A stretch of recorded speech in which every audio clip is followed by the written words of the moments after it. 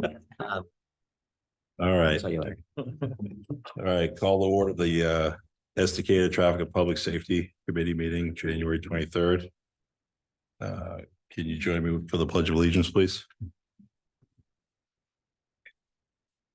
Pledge allegiance to the flag of the United States to the republic for which it stands, one nation, under God, indivisible, with liberty and justice for all.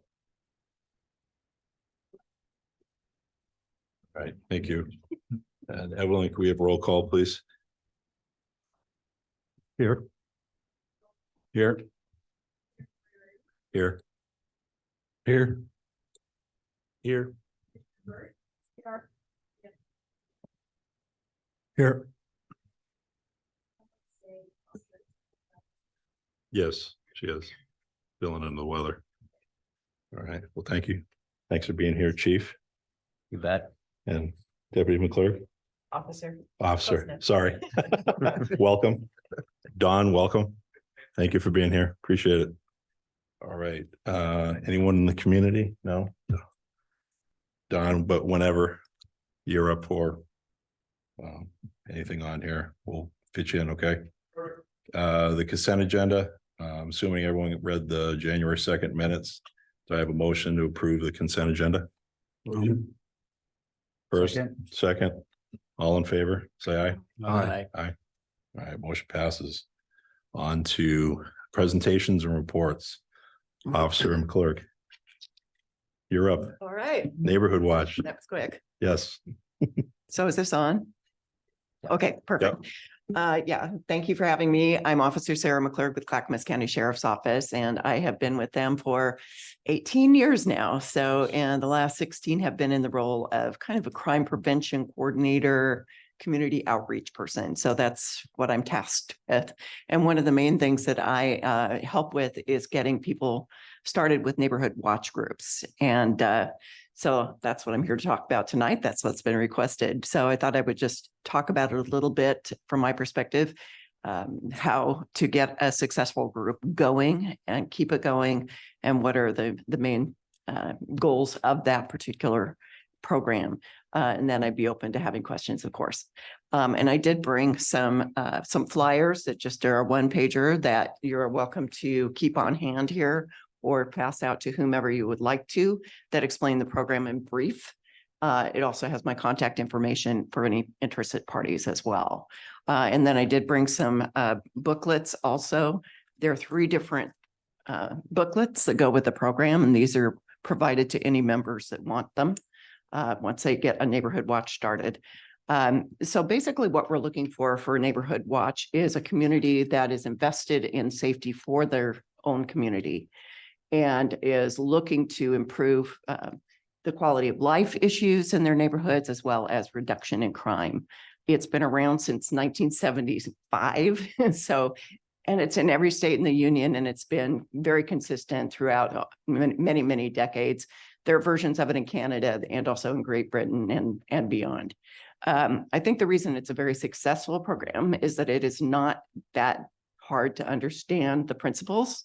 They're pretty straightforward. It's just a matter of putting all the right tools together and getting everybody on board with participating. A lot of people ask me, so do we have to have absolutely everybody in the neighborhood participate?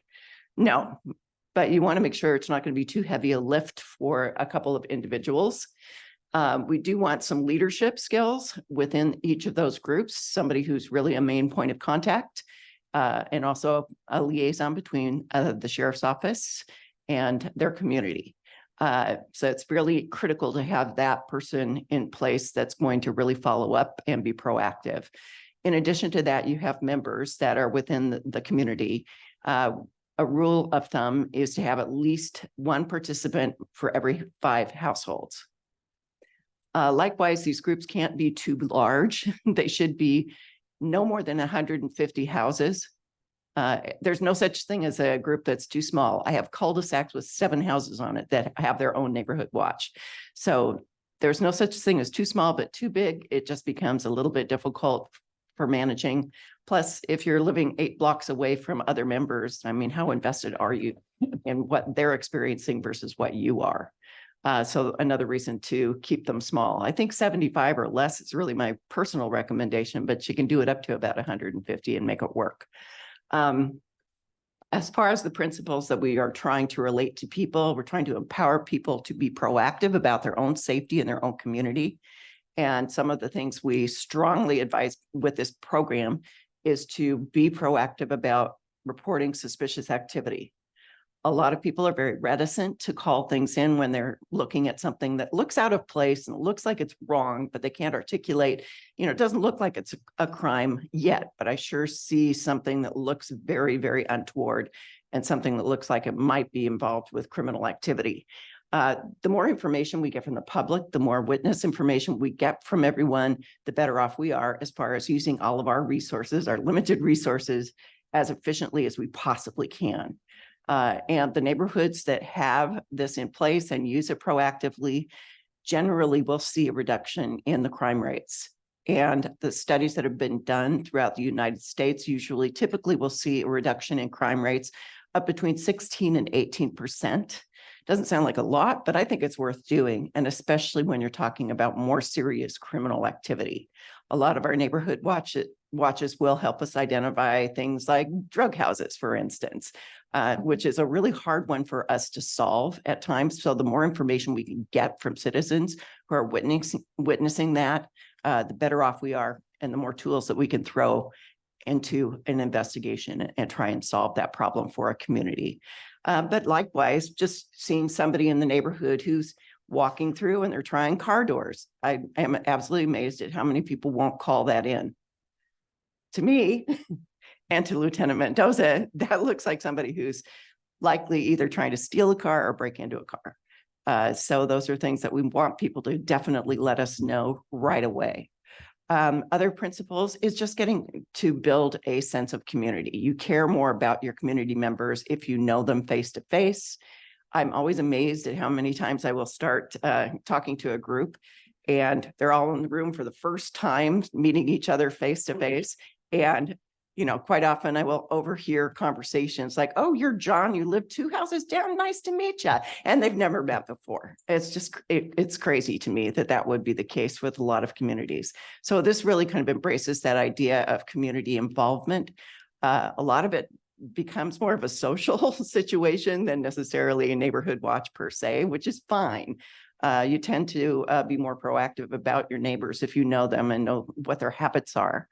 Also being aware of what you normally will see in your neighborhood versus the outliers.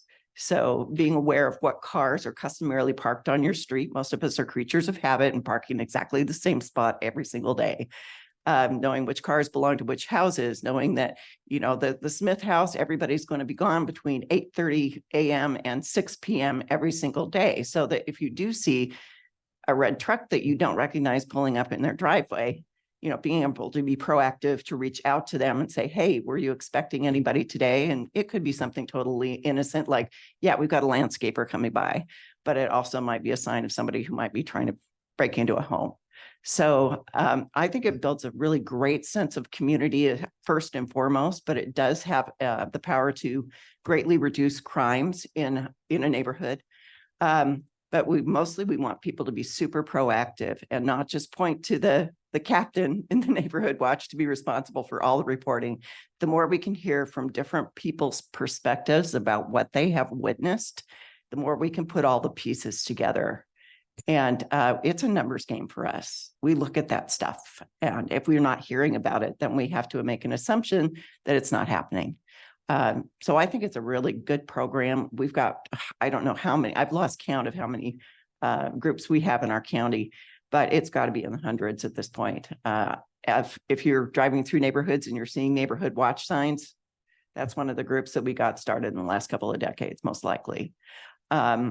So I wanted to open this up to questions. I think the other thing that's nice about it is that once you get this started and build the structure as far as, do we want phone trees? How are we going to communicate? Are we going to text each other, email? What's that functionality going to look like? Once you get that set, it's a little bit of a heavy lift right at first, but then it usually just kind of keeps ticking by with very little effort in the future. And then the other thing I think that's really valuable is building a bridge with local law enforcement, being able to reach out to me or other people directly at the sheriff's office and with questions. And I get them all the time, like, hey, I got one I didn't respond to this morning yet because I have to do some more research, but somebody was asking in their neighborhood, hey, just up on the corner, I saw about 6 cop cars the other day. What was going on? And a lot of times the public doesn't know, and it's very easy for me to generally drill that down and figure out what was going on. And I would much rather that people get the answers to those questions than start making assumptions that are false. Because sometimes that can lead to rumors that are really actually detrimental to a community. So I've done all the talking. So do you have any questions for me? Well, I'm going to be honest with you. I've got 7, so I don't want to, bogart this meeting and take up everybody's time. If somebody wants to go first, and I'll ask my 7 afterwards. Just may answer ours. Okay. All right, here we go. Just some questions about the program. Let's say you've got a neighborhood watch person out there patrolling, and they are involved in a car accident. They hit a parked car, somebody hits them or something else. Is this program set up to where it's kind of an umbrella thing where they can be assisted with that? Or is this just fully on the person that's willing to go out there and put their car at risk? And if they have an accident, it's their insurance company that takes care of it. Now, I'm assuming that you're talking about citizen patrols within the neighborhood watch itself. Yes, talking yeah, about- okay. like if you Like got walking or the cars driving. that drive through the Gotcha. neighborhood, things like that. So Right. is this just strictly on the person that's willing to take the risk to go out there and do this? It is, Okay. unfortunately, that's the way the system works. That's fine. Years ago, they used to always try to build this program so that you had foot patrols. So people would go out in pairs or, 3 or 4 people at a time. Frankly, with all of our lives being so busy, it's not necessarily something that most neighborhoods can coordinate. Some have been successful. Generally speaking, what we just tell people is don't put blinders on when you're out walking the dog, when you're riding your bike, when you're going for a walk in your neighborhood. Be aware, you take your charged cell phone with you, take note of things that you think should be reported to neighborhood watch. But you're right. It's no special services, no special attention. Okay. You're right. But you're just building a better relationship with law enforcement so that hopefully we can facilitate things a little bit better for you. And if you've got somebody that's out on patrol and they want to, obviously, if they see something suspicious, they're going to call the sheriff's department. But how does a hierarchy work in this program? I mean, like if I'm just out there doing my thing and I ran into 2 certain, suspicious vehicles or subjects, who am I reporting that to outside them for this program? How's the? Generally, like I said, we want you to be proactive. Most of those calls are going to be made to non-emergency. We are trying to get people to focus on behavior, not appearance. So the car that's meandering down your street, stopping and taking photos, to me, that sounds pretty suspicious. Right. If you get somebody with neck tattoos and a face tattoo that happens to be in your neighborhood and it's just walking through, we're probably not going to send somebody out for something like that. It has much, much more to do with what's the behavior that spiked your interest that looks like it might be something that is related to criminal intent. But how are you passing that information on to other members in that group? Are you just, That's, that- that is part and parcel of whatever lines of communication that you have set up with that group. So be it a group email. Okay. We're really trying to emphasize people move more to group texting Right. because not everybody checks their emails every day like they used to. So the group text is a good way to say, hey, FYI, we had a prowler in our backyard just now. He went south and he's wearing a red shirt and black pants. Okay. That's the kind of communication that we're really suggesting people try to establish in their neighborhoods. And I know that, like you said, there's going to be foot patrols and when the weather's accommodating, sure, that's going to be the Yeah. case, but you're going to have several people with Oregon's weather when it's raining, snow and cold, that they're going to be in their vehicle doing this patrol. I've been through neighborhoods where you see a car with a little yellow amber light flashing. Mhm. And are you recommending that we do that so that, first of all, is it legal in Oregon? I'm new to Oregon. Can you do that? Do you want to do that to let the bad guys know, hey, there's somebody out here patrolling this, to make yourself visible? are there door placards that can go on the side that say neighborhood watch? So the neighbors aren't calling you in, because if you don't have a light, and you don't have, you're creeping through the neighborhood slow, you're going to get Right. called in yourself. So how do you suggest that people in vehicles do this to where you stay within the law? You certainly can. The placard would be an option for you. I know that some neighborhood watch groups have made T-shirts, for instance, that say Neighborhood Watch Foot Patrol or something along those lines. But also, we also want you to be cognizant of potentially becoming targeted by advertising that I'm part of Neighborhood Watch. So if you have the scary drug house on the corner, that might be something to take into consideration. So it is an individual decision whether or not you want to go that route, but I'm kind of on the fence about whether or not you want to actually shout it out to all the neighbors. Hopefully, those people that live near you will get accustomed to your particular car going back and forth, and hopefully you can advertise it throughout the neighborhood so that people say, oh yeah, that's Bob. Don't worry Okay. about it. So Is there some kind of identification that's unofficial identification that each member could have, so that if they are called in and say Lieutenant Mendoza comes whipping up behind me and I'm out there doing that, I can say, hey, I'm with Neighborhood Watch, and show them, do you have ID for that? Because criminals are smart, and they'll say, yeah, I'm with Neighborhood Watch, and try to throw the cops off. So is there something that you recommend we carry to show? No, not at all. What a lot of our citizens will do, though, however, if they have Lieutenant Mendoza come out in response, they will say, hey, I'm the Neighborhood Watch captain. We've been watching this house for a while. I mean, to give it context, it's like, yeah, we're aware, we're watching for suspicious activity, and this is what we've been tracking. But yeah, no ID. Right. Okay. Of any kind. I'm concerned about people kind of becoming vigilantes out here. So what would your recommendation be if they see, you're gonna have different people willing to do this type of patrol, from somebody who may be a little elderly, somebody who may be young and 20 years old and full of vinegar. What would be your recommendation to anybody that's doing that, as far as they see something? Mhm. I know not to do the confronting, Right. but what do you recommend? They just try to sit back and make Yeah. the call? Yeah, we are looking for good witness information. That's it. If you see something, say something. We are not at all wanting people to, actually approach a situation that might be very volatile, because you just don't know what you're running into. Right. So it's very much just, we want you to be a really great witness for us, get pictures if you can do so safely, but if you can't, then you can't. Okay. Lastly, I'm trying to make these quick. This is the last one. This will be 7. I know this is 8. I miscounted. We had 8. Let's say you have somebody out there doing the patrolling, and they do run into something they see suspicious. They've called 911. They're sitting back. What communication should that person have with somebody else in the group?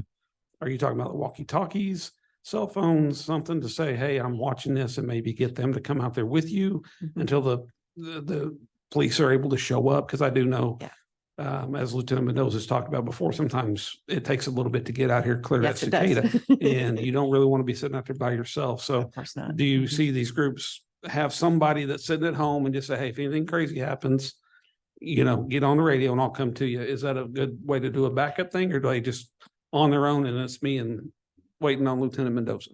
I don't have a lot of context for that. I know that it's, certainly I would recommend that at least having a charged cell phone and having easy access to somebody's text immediately, in case you feel like, hey, I've got my eyes on this situation. I don't want to get any closer, but I'm feeling a little bit concerned about my safety. So if I could get somebody else out here to just kind of Okay. back So me up, that when would you're be in good. patrolling, I think it would be best to let somebody else know it's my shift. And if I get into something, are you going to be home and available? Mhm. Right? I mean, just to Right. have somebody that's willing to say, I'll come sit with you in your car. Right. Because, more people are better than just yourself. So, Yeah, all right. Well, I appreciate y'all indulging Sure. me on all those questions. That's all I have. Thank you. absolutely. John, go ahead. So you were talking earlier about that information's helpful from the neighborhood watches. So that sounds like it's probably quantified, kept somewhere, something like that. And so that information, is it by neighborhood watch, and is it available, like the data that we get? You've got that report that we can see. Is there something like that for neighborhood watch groups? Nothing specific to neighborhood watch groups. We would be able to probably drill down your neighborhood and get calls for service, a history on that, through our CCOM dispatch that would probably reflect the kind of activity that we've seen with regards to people reporting in your neighborhood. But we don't have anything separate or special. So, but it's quantified in some way because you said it would be helpful. And so how is that information then passed on? Is it like a squeaky wheel gets the grease kind of thing or what? Meaning that like you've got a neighborhood watch that's calling you, you know, 5 Right. times a week. And we do get that. So, yeah, I mean, it's how many calls for service have we got? You know, what kind of response have we seen from deputies and what's their impression of the situation? Sometimes I'll have somebody just call me directly and say, we've got a problem. Here's what we're seeing. Here's the history there. You know, what can you do? And I may do something like I did today for somebody, set up extra patrols, like, hey, this is what's happening. Here are the times of day that it's most likely, you know, and here are the neighborhood concerns, so that we can set up extra patrol for you guys to have a little bit of extra law enforcement visibility, which also can be an added bonus. So that's considered a call for service. I didn't get that Yeah, part. I was just right. thinking it was just. Do you want to weigh in? Yeah, so I understand what you're asking. And so a lot of the time, what happens is someone from the neighborhood watch or a contact that Officer McClurg has will either call or email her to talk about a specific problem or situation. And then I would say on a weekly basis, the entire office will get an email from Officer McClurg saying, hey, if you're working in Estacada or you're working on the 99 side, please pay attention to this issue. Will give us an address and as much information as she has. And so that information that's provided helps the deputies, know where to focus their time and attention. If they have some spare time, like, all right, I'm going to go over and work this particular problem. And that's where I agree with her, that, we can't be everywhere at all times. And so, that you all know your neighborhood and what is normal and what's not, or where the problems are or where they're not. And so helping us by giving those little tips of like, hey, I would watch that house and this is why, or I would, I've noticed that garbage is being dumped here and it shows up every, Monday or Tuesday or whatever, little things like that, Right. that we probably won't notice on unless we're in that neighborhood on a regular basis, if that makes sense. Yeah. Thank you. I have 2 more. I'm sorry. No problem. We'll do, Yeah, go we'll ahead, do Fulton, Heath buddy. first. Go for it. Go ahead. I know you've got the books and the pamphlet over there, but can you give a brief, just quick overview of what a patrol or what a neighborhood watch looks like? What the structure, he's talking about a captain and Right. how that looks. So we usually suggest that there be 1 or 2 people that are going to be the main points of contact and also be the ones who are organizing meetings and really collecting it from being, the person who's collecting tips from the neighbors so that they are seeing trends that they may want to report to law enforcement. A lot of times people will see things that are little outliers that are not normal for a neighborhood, but it might not have risen to the point where it's something that law enforcement would respond to. But if they can, establish a history that's like, yeah, there are like a lot of different things that we need to be paying attention to with relation to a particular address or a particular person, those things become more meaningful for us. But additionally, what we do generally do to get people started, unfortunately, I'm one person who's teaching this throughout the county. And so I give people a jumping off point. So I come in, talk about the basics of the program, talk about suggested structure, and then it's all you. Like I said, the leadership is absolutely critical because sometimes I've shown up for neighborhood watch, interested parties and nobody's got their hand up as far as, hey, I'll do it. If you don't have that person, it's going to fail. You've got to have a good person or 2 either shared responsibility amongst, 2 or 3 people or one key person that's really going to be the point person for the neighborhood and also be able to relate things that are trends in the neighborhood back to us as a law enforcement agency. As far as meetings, yes, there's the first one, which is a training. It usually runs about 90 minutes and we go over the nuts and bolts of the program. It is strongly advised that you build some way to communicate with one another as soon as you possibly can pull that together. Not everybody wants to give up that information. If they don't, they don't. Not a good idea to pressure people. Most people will have either a group text or a group email as their main way of communication. A lot of groups also have a phone tree. So it just depends on the comfortability of everyone. But you definitely want it to be as universal as far as getting communication out as you possibly can. You don't want to miss people just because they're never on email, for instance. So you may have to double up on different ways to communicate people so that nobody gets left out. And that's really a huge critical piece. And also communicating on a regular basis. Some people do like a little mini newsletter once a month or once a quarter and send it out to the entire group. As far as in-person meetings, I would say probably most groups will meet a couple of times, maybe 2-3 times to get things launched and get things coordinated. Once that happens, most groups either meet when they feel the need. A lot of groups will meet twice yearly. And quite often they will make a kind of a social event too, like a potluck in the summer or a barbecue, and maybe some sort of an event in the winter months or something. It's also a great way to introduce new neighbors to the program itself so that they can be involved as well. But does that answer your questions? I think structurally it's fairly simple. It's just legwork at the beginning. Other people really like to do mapping. So they will map out the entire neighborhood and they actually will have the surname of each family on that map. They also will often have, family members' names, a little bit about schedules. Again, it's a personal choice whether or not you feel comfortable divulging all of that stuff. And some of them will have things like, where's the gas shut-off valve and things like that, so that if there were an emergency, they could shut somebody's water or gas off if they really needed to. So there are other things you can do with it. Additionally, I always emphasize that once you get the structure in, it's a really great idea and a great time to come up with a disaster plan for your neighborhood. And certainly you guys know that from personal experience out here. It's great to have communities that are ready with that. I think a really good example of that that I saw was some group text lists that went out during the wildfires a couple of years back, and neighbors were helping neighbors and figuring out, hey, we got to get out of here. We got animals. Does anybody have a horse trailer with some spare room? They really, really did a great job of stepping up and helping out one another, which really made it a much safer event for everyone. Thank you. Sure. I had one final question. Go ahead, Casey. What hours have you seen work for this program, and like how long are the shifts? Because you're not going to have somebody come in and do an 8-hour shift. I mean, it's a full. Oh, gosh, that's a no. job. So how long do you generally like to see somebody come in so they don't get afraid or think, oh, I'm not going to have the time for this? As far as patrols, is that what you're talking Yeah, about? and then Okay, like, yeah. what are the best hours to have a patrol out there? I mean, obviously your auto burglaries, your auto Yeah, thefts are going to happen in the middle of the night, but how many people are willing to stay up at 3, 4, 5 o'clock in the morning? Yeah, you and I know? will specify one thing that just to note while we're on that topic is that actually most burglaries happen during the day.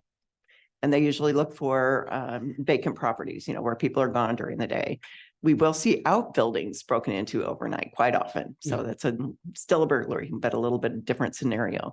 But as far as patrols, I think it needs to be unpredictable. You don't want the bad neighbor on the corner who's a criminal knowing that, okay, it's 2 p.m. I know the patrol's coming down the street right now, but they're going to be gone by 2:30, and then I'll do whatever I want to. So having that unpredictability can be really, really helpful as far as catching things. But I will tell you, I'd say that probably only about maybe a fifth of our groups have a formal patrol set up. Most of them are just outside for whatever reason, or, you know, hey, I'm the guy that has to go to work at 3 a.m. So I'm going to cruise through the neighborhood on my way out and see if I see anything unusual and let the neighbors know or call police if I need to. But that's up to you to determine, you know, your vulnerable times. And I mean, you would probably have a better idea of that than I would in your specific neighborhoods. But I would say probably most groups are only patrolling maybe 10, 20, 30 minutes at a time. Anyone else, counselor? Is the county able to offer, especially specifically CCSO, are you guys able to offer resources for training in de-escalation tactics or? What I'm saying is you're gonna have a bunch of people out there that are unexperienced Mhm. with observe and report, like what you're saying, Right. that if they see something, think maybe they can interdict. And then. Yeah. Now we're in a situation where we got people, it turns into an assault or some sort of physical altercation, right? Just from my Right. experiences. So are you guys willing to provide resources for training for the community? For people that are willing to do this, or classes or courses that they could take or suggest? That's a good question. I don't think we have anything specific on that particular subject. I know that when I do the neighborhood watch trainings, I do really emphasize do not get involved as much as you might feel like you have to. And I know especially in the more rural locations who are like, well, what am I going to do? Sit back for 30 minutes, wait for you. We're waiting for you guys, you know, and I get it. But yeah, and I likewise don't at all I don't know. I won't get on the gun subject, but yeah, I know there's some groups that really feel more comfortable carrying weapons with them. And it's like, oh boy, do you really want to introduce that? That could be a risk on its own, but it's totally up to the individual. But we don't want people going out specifically looking like they're armed, like they're a vigilante group. That has nothing to do with Neighborhood Watch. It's a very passive observe and report technique.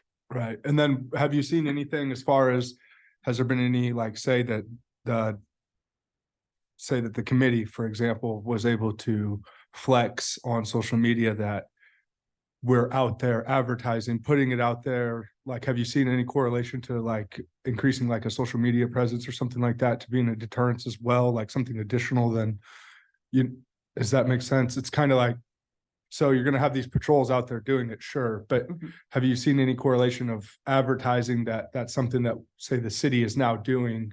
And even if it's fluffed up a little bit, right? But just in the sense of deterrence, is there any correlation to that being? Yeah, I don't have any stats or any major impressions on that. I think social media can go two ways. Yeah. So you have to be a little bit careful about, the language and what information you're putting out there. Hot button topics get everybody riled up, so, you just have to be very careful about what information is, being put out there. And I know I've had some people who think that they're being proactive and really helpful in Neighborhood Watch that are really kind of spouting some stuff that they don't really know about. They're getting everybody riled up and making people think, well, for a good example, for instance, several years ago, I had some Neighborhood Watch members tell me that there was a gigantic gang problem in Oak Grove. And I said, how do you know about this? How did you hear about this? What are you talking about? I have no awareness of this. It was based on one incident of some kids at a high school who were self-professed gang members. I don't think that they were terribly, they're not certainly, anything like the Hoovers or anything like that. These are teens who are saying, yeah, we're a gang. And they harassed a boy on his way home and scared a teenager out of his wits. And so all of a sudden it cycled up to, we have to be aware there are gangs out there. And now in Oak Grove, and people had escalated to a point where they were thinking of moving. Yeah. And I'm like, okay, I'm looking at gang history in Oak Grove. One incident. It was isolated. So, be careful what you put out there without confirming. But yeah, we do try to help people and guide them when necessary. But yeah, that's a tough one. Do you have any? I mean, you do social media all the time. So I'll add. I might have stated that poorly. I was more saying if we were to present Yeah. just the optic even Yep. that. Yeah, I understand completely. So the first question about the de-escalation training is really not something that the sheriff's office offers at this time, but that's not necessarily, out of the realm of possibility. If we were to start some neighborhood watches and that was an ask that the community had or these specific groups, then, I mean, I think that's something that we could definitely discuss and really, if it's some groups that really want to be active, that just benefits our deputies and law enforcement as well to for everyone to have an understanding of kind of what's expected. So that's definitely something we could talk about. As far as I understand what you're saying about, hey, it's like it's the the idea of putting up the signs, and so you're announcing and we're putting it up on social media. It would be difficult to show that correlation if you're just starting, because is the reduction of crime because we're announcing and putting up signs and putting things on social media, or is it because the neighbors are actually participating in this and providing information and helping us do our job? We might be able to look at the neighborhood watch program itself and look at it maybe like a case study of a neighborhood or a city that already did it and then decided to advertise that. That's probably the only time where you could maybe see a correlation, I think. Okay. And then with that, do you think that is there literature out there like call, don't call, right? Because you're going to have your neighbor that calls when someone's driving 17 miles an hour in a 15. Like seriously, once we install this, you're going to get that call. Speed. You hear about speed every meeting you're here. Yeah, or my dog's barking Yes. So and the neighbors are. I know this sounds silly, but do you have like literature on call, don't call? I mean, what I'm saying is maybe we could work together even to put something together to make it to where when you're getting calls, you're fielding calls, it's not going to become a thing where the officers are like, not that they won't, but Right. that they're here to tell somebody that they can't tell you to put your dog inside at 2 p.m. because it's not a problem or whatnot, Right. And that So- would kind of come to that Yeah. training resource Right. type We- thing. There's a lot of really good information in the handbooks that does try to spell out, these are activities that we want citizens to call in. Trying to emphasize that, there has to be something that really provokes your interest with regards to this person looks like they're criminally intended, and this is how I can articulate that. And it's really tough. We do have a lot of people who call in noise complaints and things like that over and over and over again, or, they live on rural properties. I think one that we get all the time is my neighbor's firing off a weapon. Okay, well, you're in a rural community. Yes, we are. How many acres does he have? 64. Well, then it's legal as long as it's not going zipping over the fence. But a lot of it comes down to us educating people kind of on a case by case basis, I guess you'd have to say, because we do get a lot of that kind of stuff and people think they're doing the right thing and that they have a legitimate complaint and that this should be something that's law enforcement solvable. But yeah, the handbooks also help direct people about this is the kind of behavior and activities that should always be reported to law enforcement so that they can be proactive. But I don't know if that answers your No, question completely. it does just fine. I'm just trying to give people some more context to think about. I would like to see this program become successful if it's set up in the community. Right. And that's kind of where I come in. Sometimes I will kind of redirect people. It's like, yeah, that's the parking complaint's not really going to get a lot of attention. Sorry. Yeah. So, Thank you. sure. Anyone else? I do have one question. Okay. In regards to getting it off and running, we've had the neighborhood watch. I think the flyer you have there to the right. Yeah. This one's been out there for a while. So. Yeah, we've had that. I think we have it over there, officer. Here, we have it on the website. Right. Should we put something like this on the meeting, you explaining it on our Facebook page or the city website in order to get it out there?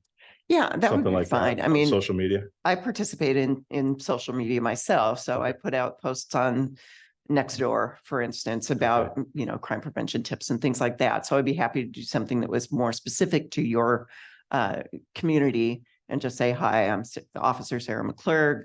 Just so you know, we have a neighborhood watch program that is available to all communities, and just kind of briefly go over the touch points on that That'd and be give my great. contact information. That'd be great. Awesome. Anyone else have any questions? Officer McClurg? Anyone?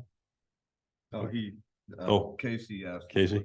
Oh, hands up. Yeah, I've kind of run over, I think. All right. Well, thank you. We Absolutely. appreciate it and happy new year and I'm glad you came out here in 2024. Well, last week I would not have been here. Right. So, We understand that. We were at home, all of us. And all right, moving on to Chief Mendoza. You're up on the updates and the status report that Sounds we good. saw Thank the other you. night Yeah. at City Council. So we're gonna have the same PowerPoint presentation. I did a little additional detail last night that I wasn't planning on, but was gonna plenty of time to dive in a little deeper if you guys would like. Absolutely. Last night was good too. Thank you. It's good. Like you had a lot of people in there and they were all happy to see that. Good. I'm sure a Glad. lot of them haven't seen that, so. Yeah, glad to hear thank you that. for that. So while we're getting it up there, I was gonna point out or remind everybody that all the information that I'm putting on this PowerPoint is available on the Sheriff's Office website. Right on the homepage for the Sheriff's Office, you look for dashboards, click that. City of Estacada is right in the middle. Click on that one. It gives you two options. Call activity and reported crimes. The basic difference between the two is one is call activity is things that were called to or self-initiated work that the deputies are doing. And then the latter is we've shown up there and actually taken a report. We identified that a crime was committed and actually taken a report. Pretty, I can start while you're working on that. It's not a big deal. The calls for service for 2023 were consistent with the last 2 years. That's the call data that's available on the dashboard. So we're only up 17 calls over last year, so that relatively flat, which is I would have expected to see a larger increase, but relatively flat. That's totally fine. And then roughly 80 more calls in 2023 than there were in 21. 17 more than the year prior. The call load. This one is kind of interesting and really we're discussing the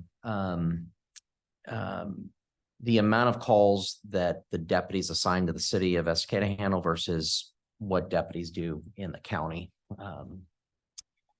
So we're just getting that. Thank you, Evelyn. Nope, not a problem. Good. Nice photo, City Hall, and a patrol car. We'll go to the first slide there. Thanks. So when we're looking at this, some of this is review from yesterday, but when we're looking at this page, the top has the total number of calls that were handled. And now what I was just speaking about, if you look at the right side of the photo where it says low priority, just below that, the graph indicates how many calls were handled by Estacada deputies, how many calls were handled by Clackamas County patrol deputies, and then other. This was for. It's about to give you a wrong number, so I'm sorry. So in 2023, Estacada deputies handled 38.8% of the calls, and the CCSO patrol handled the rest. Really what you're seeing there are two things. One, not having 24-hour police coverage in the city of Estacada. And so the majority of the calls that happen outside of those hours, right, are handled by our patrol deputies in the county. And then also during the hours that we do have patrol, there are still county deputies that are out and about and will respond to calls or do traffic stops. And so all that combined is why you'll see CCSO patrol handles the majority of the calls or a larger portion of the calls. just interesting, right? The average call activity, or above average call activity was in, January, December, and March. And these are for all calls for service. So I found it a little surprising that, December, January, we're looking at winter months that the call load went up, and we'll see on the next slide that when I change it to just the high priority calls, not just all the calls together, that shifts to the summer months, our busiest time. And then, of course, the heat map, which is at the bottom, it just shows you that the lighter color are less calls. And so that 2 a.m. to 7 a.m. is where our calls drop down. We'll go to the next slide. So this is where I changed the filter to just show high priority calls, and that's 368 for 2023.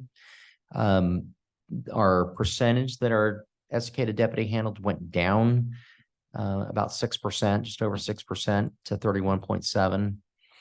The highest percentage of calls for priority were domestic violence, followed by alarms. And it sounds like a large percentage, but the actual, it's I think I can see it on 80, maybe 86. Sorry, I can't see that far. 84 of those were domestic violence calls. So clearly it's the one that we had the most of, but that's not necessarily, reports weren't taken on all of those. And as many of you are aware that domestic violence becomes a mandatory report, a mandatory arrest once it meets a certain threshold. So, what that tells me is a lot of these are, maybe just arguments that no crime was committed. We got called to, things were settled down, and we were able to walk away without arresting anybody or taking a report. And then this is what I was talking about, where if we look at that bottom left-hand corner again, where all of our above average months were around the summertime, except for December, just barely went over that peak, and this is for our priority calls. And we can go to the next slide. And these were the calls that we responded to that we actually took reports on. Looking at this, I was actually very pleased. Looking at, I guess we'll say we'll take a win when we can get one, right? Because our thefts and our criminal mischiefs were at the top there with the 22.8%. A total property crimes is that column in the middle that says 77. If we look, and 153 is a total, but let's go to the next slide real quick. And this is the previous year, 2022, 149 property crimes. So we were down significantly from the year prior. There are probably a lot of factors in there, and I mentioned one yesterday, and I'll give some credit here to my colleague, Officer McClurg, because she helped out a ton with, she also works with our neighborhood livability program. And what they do is, it's kind of like if you think about Neighborhood Watch, right? People call in about a specific problem. The NLP program deals with those chronic issues that patrol is just having trouble dealing with it. One or two patrol officers just can't handle by themselves. They were able to shut down a house in Eagle Creek that was really the core of a lot of problems in this entire area. Several people went to jail. The house was, it was a difficult situation, but the person that owned the house ended up selling the house and getting themselves in a better situation. And it was really people that were utilizing that property, right, and taking advantage of that person which is how they were able to operate there. So that was about a year that we worked on that, or 18 months. I think it was less than a year, but it seemed like it was more because we were out there a lot. I mean, there were times we were responding to 22 calls in 1 month. So it was pretty escalated. So I identified that, and I'm making a correlation here that location was, if I remember correctly, what you had just told me the other day, they were shut down in May. And looking at the correlation of when crimes are happening and that dramatic drop, you know, it's easy for me to draw the line between the two, but there may have been other issues there as well. But this also lists, you know, where our stolen vehicles. I know that was a big issue last year when I was giving my annual report, right? We were at 21. And this last year we were only at 5. So I mean that was a huge decrease. And if you remember when I was talking last year about that, you know, these spikes up and down, I mean, that could honestly just be the matter of, you know, a particular person who steals cars, you know, went to jail for a little while and then it goes away for a little bit and then they get released and they start doing what they do. So this was pretty significant drop there, 76%, 81% down for burglaries. So pretty happy with that. We'll go to the next slide. Actually, let's go back to, sorry. I did want to, you know, I don't want to overlook the things that went up, and harassments did go up 18 from 7. Basically, a harassment is unwanted physical contact. You know, if somebody punched or pushed somebody, that's would be considered a harassment. Assaults went down by 2. So if one was going to go up, I'll take the harassments, right? Where we're keeping those crimes a little bit less serious, but it is something that I wanted to identify that went up. I have a question. Yes, sir. What's the difference between an assault and a harassment? If you punch somebody, is that a harassment or does that go into the assault category? Yeah. So punching someone, pushing somebody, spitting on somebody, that's your harassment. That's harassment. Unwanted physical contact. If you punch somebody very hard, right, and injured them and had some sort of, you know, protracted or significant injury, then you're starting to get into an assault, but it's going to be a little bit more serious. And then we can go to, you can go to the last slide. And I noticed this last time. I briefly mentioned it, that I overlooked our traffic stops when I put this together. So our traffic stops were up 57% over 2021. And then I went back to look at, I'm sorry, over 2022, and they were up 25% over 2021. So 57% was a lot that it went up. And, you know, that's in my book, that's proactive policing, right? That's the deputy that is out, you know, no one's telling him to go stop a car. They're identifying a violation or a crime, a reason that they're going to stop the car, and they're going out and making that contact. So that's proactive work. And I like to see that. And like was mentioned, that every time I talk to our deputies, I let them know that the number one concern in the city of Estacada that I hear consistently is about speeding vehicles. And so I've asked them to pay particular attention to that. I haven't asked them to write citations. I just asked them to pay attention to that and talk to people if they see them speeding through town, and make sure that they express that is a concern that we hear often.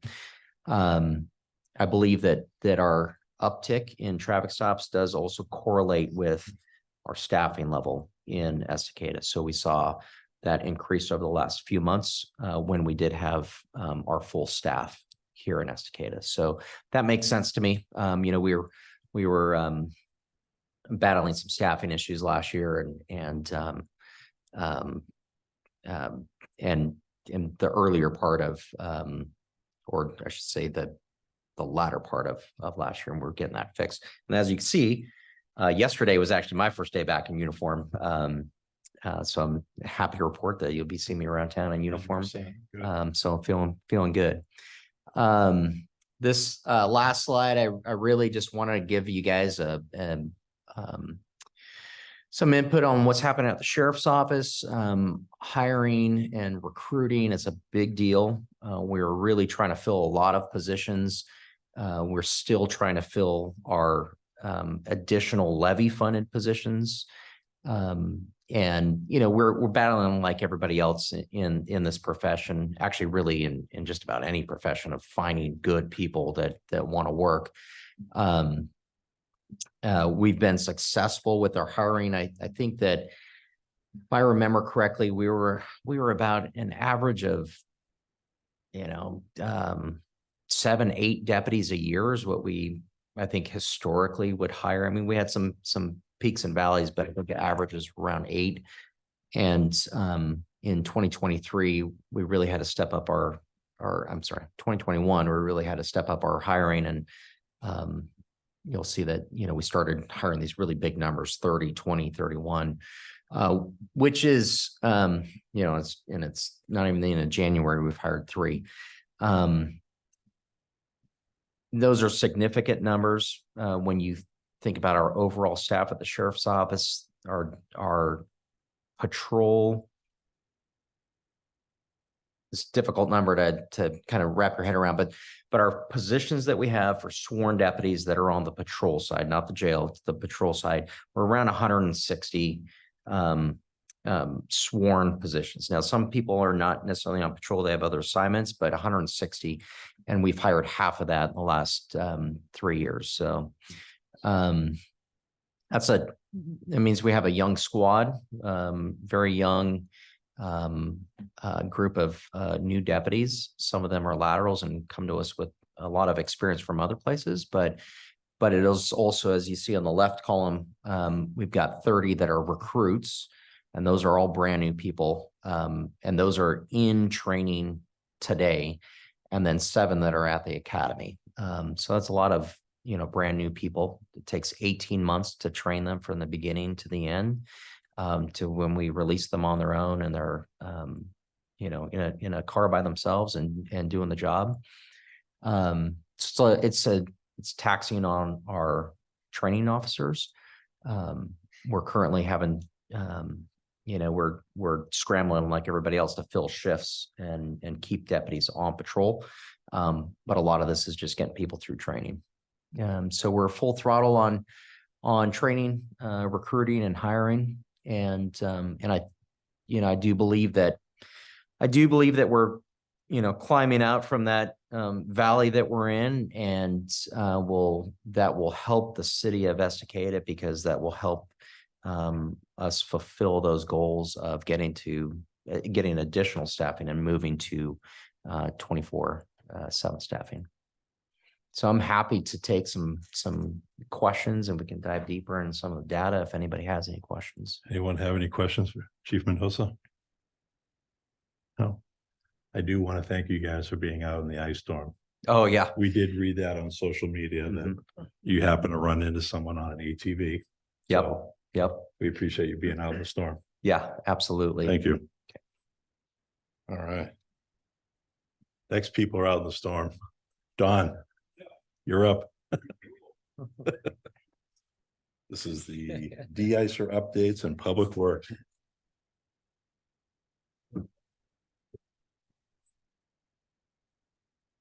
Yeah, can you hear me? Yes. Do you want to put the PowerPoint up? I'll try to follow the PowerPoint a little better. Problem is, when I get in big crowds, I kind of babble. So it's better to try to go by the PowerPoint tonight.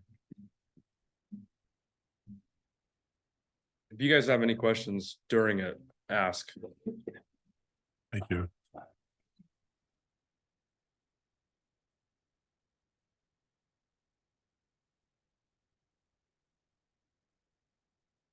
I do have a question for you. Do you have a statistic of what the calls were, like, say, for minors compared to non-minors? I just out of curiosity. Yeah, you mean, So like your assault cases and all that stuff, I know when I was in school, kids getting punched was very prevalent. And fighting, I'd come and gotten older, I had, Yeah. fights. I just want to know if those assaults correlate to the assaults that we see in town. yeah, I could look at, unfortunately, not the calls for service, but the actual reported crimes. We could break that down by juvenile and non-juvenile and definitely take a look at that. And then I know you had asked a question yesterday. I believe that there is a path to find that information and I'm looking into it. It might take a little bit of time and there'll definitely be some hand searching to verify the information, but I think we can get you an answer. Yeah, thank you.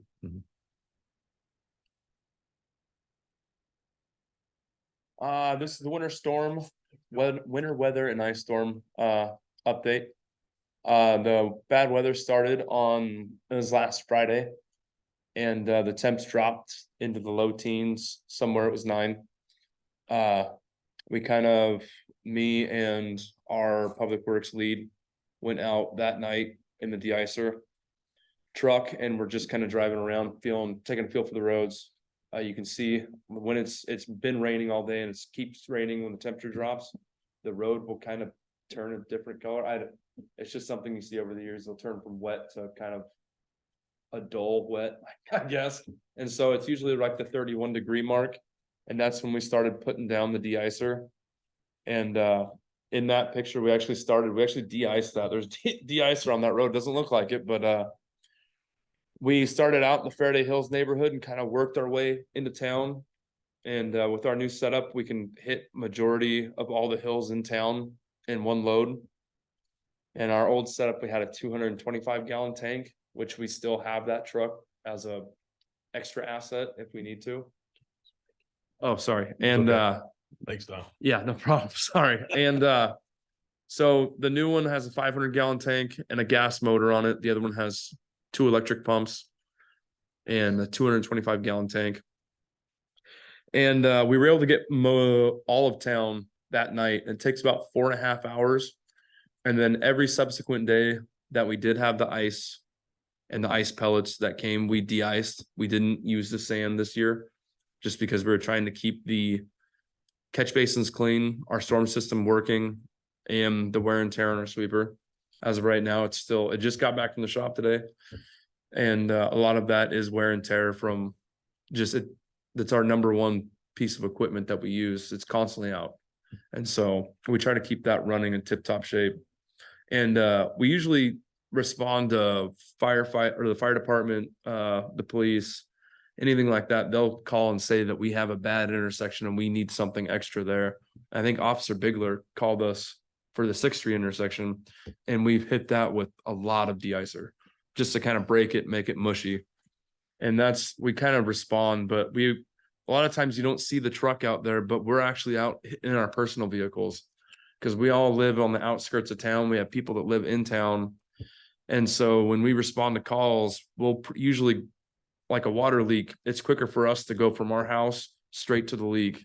And we all have valve wrenches in our trucks to where we can stop and get to the house. If we got to go to the shop, that adds another almost 20 minutes to going down to the shop, opening the doors, unlocking everything, getting the truck back out there.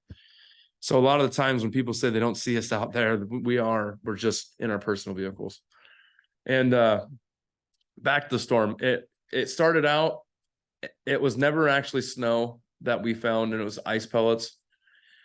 And it kind of compressed and it made this solid 3/4 of an inch just sheet.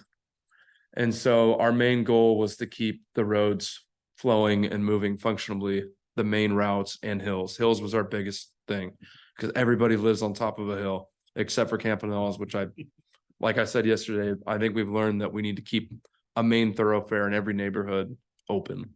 You can go to the next slide.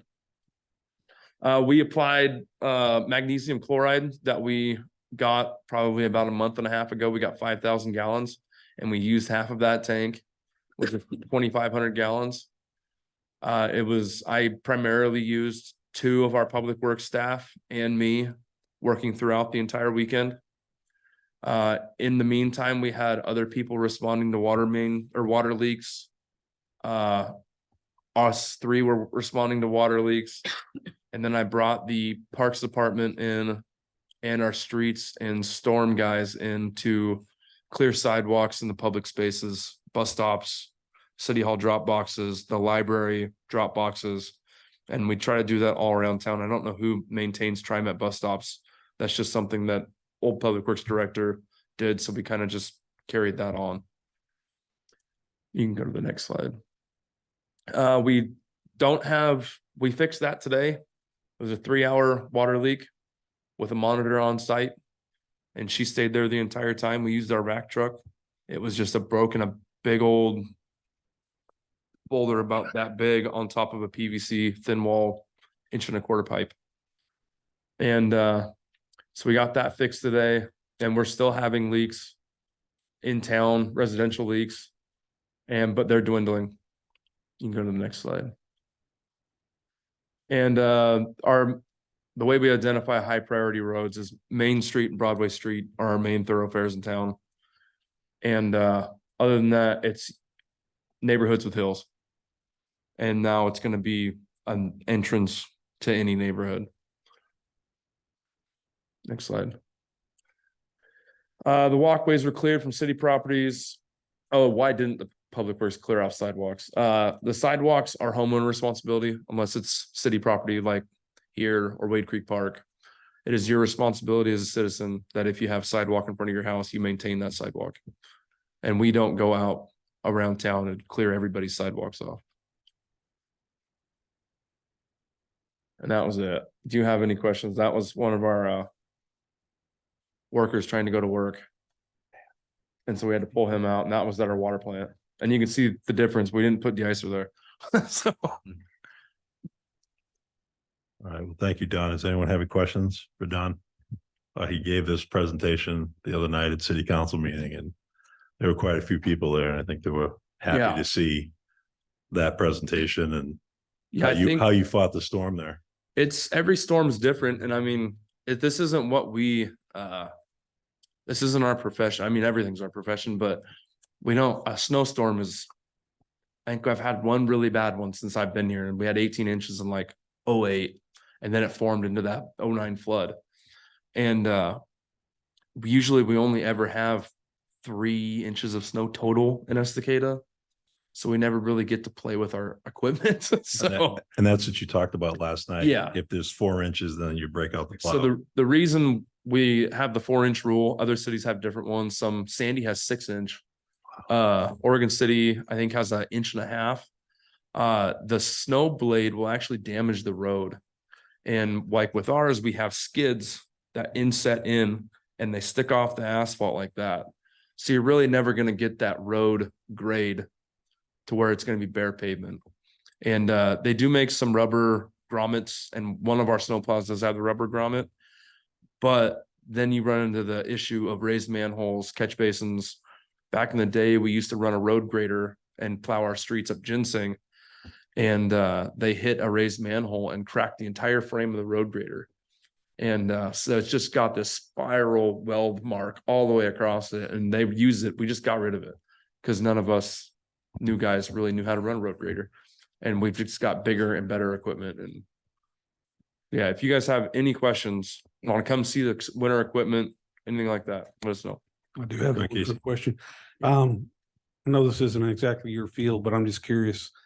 The Cascadia Ridge Edition, you've got Rockwell and Cascadia Ridge that are very steep hills coming off Cemetery. Yep. I'm just curious, how does the fire department handle that when it's that bad? If vehicles can't even go up or down, if there's a medical emergency at the top, have they run into that situation? Do they just leave the trucks on Cemetery and they hike up, or? No, I haven't seen a situation like it yet. I would hope that they would call us. We have a pretty good relationship with the fire department and the police, to where all lines of communication are pretty open, and Melanie would let us know.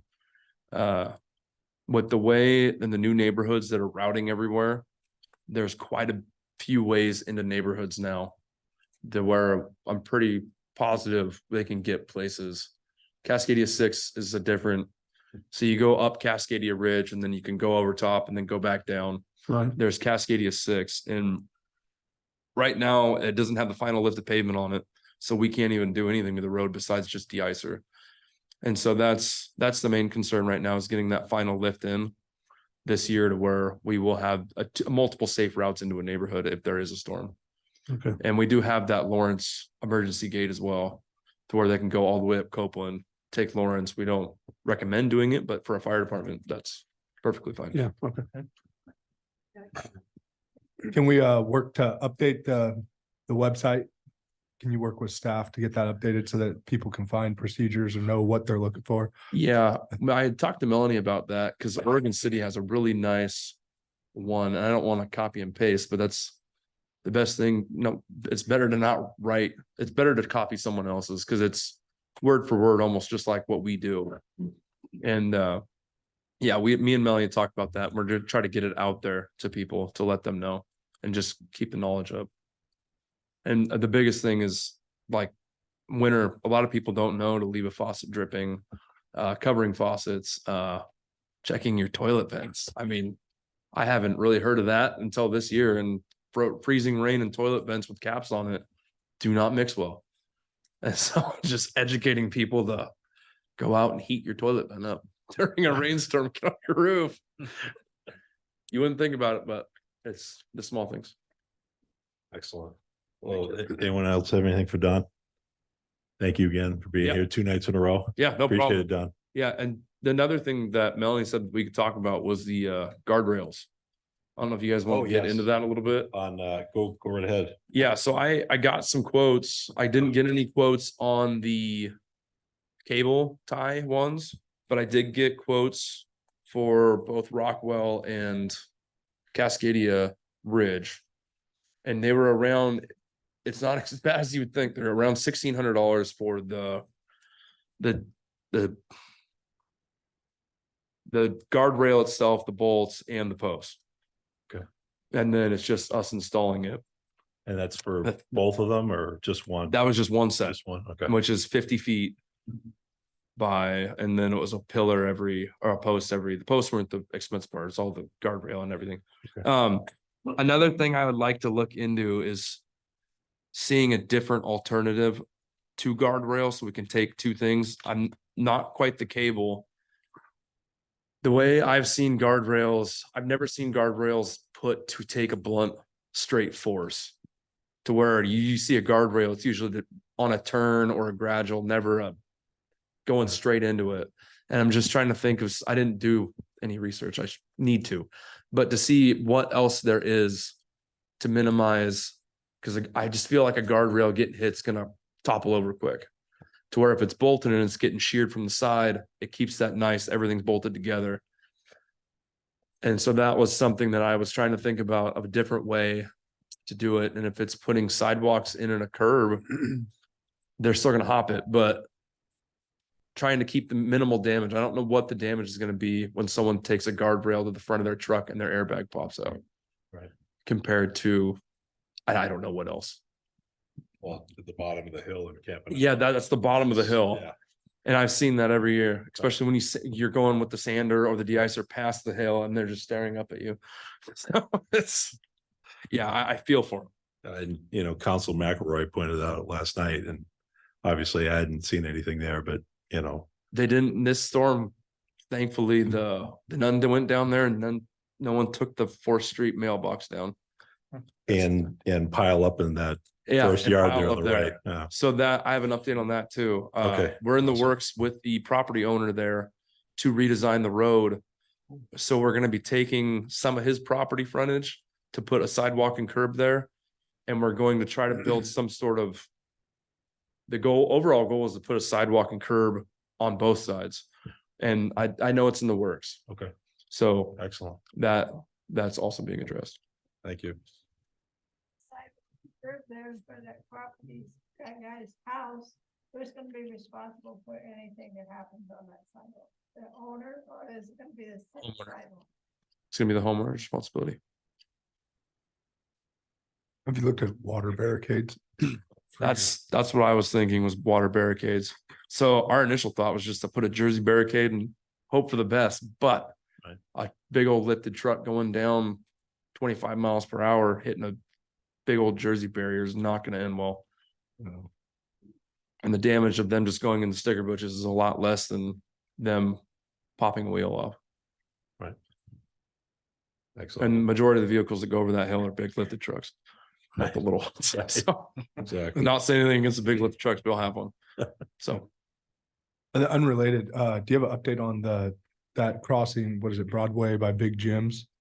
Yes, For the sign. that's what Melanie was talking about. So this year we did up by Second Street, the two signs. I actually bought two sets. And the other one was missing the cable, which we just got during the ice storm. It mailed in, so we just need to install them now. And I put in enough money in the budget to where I would have a buffer at the end of the year to where I would have enough money to put those same ADA crosswalk signs up there as well. Awesome.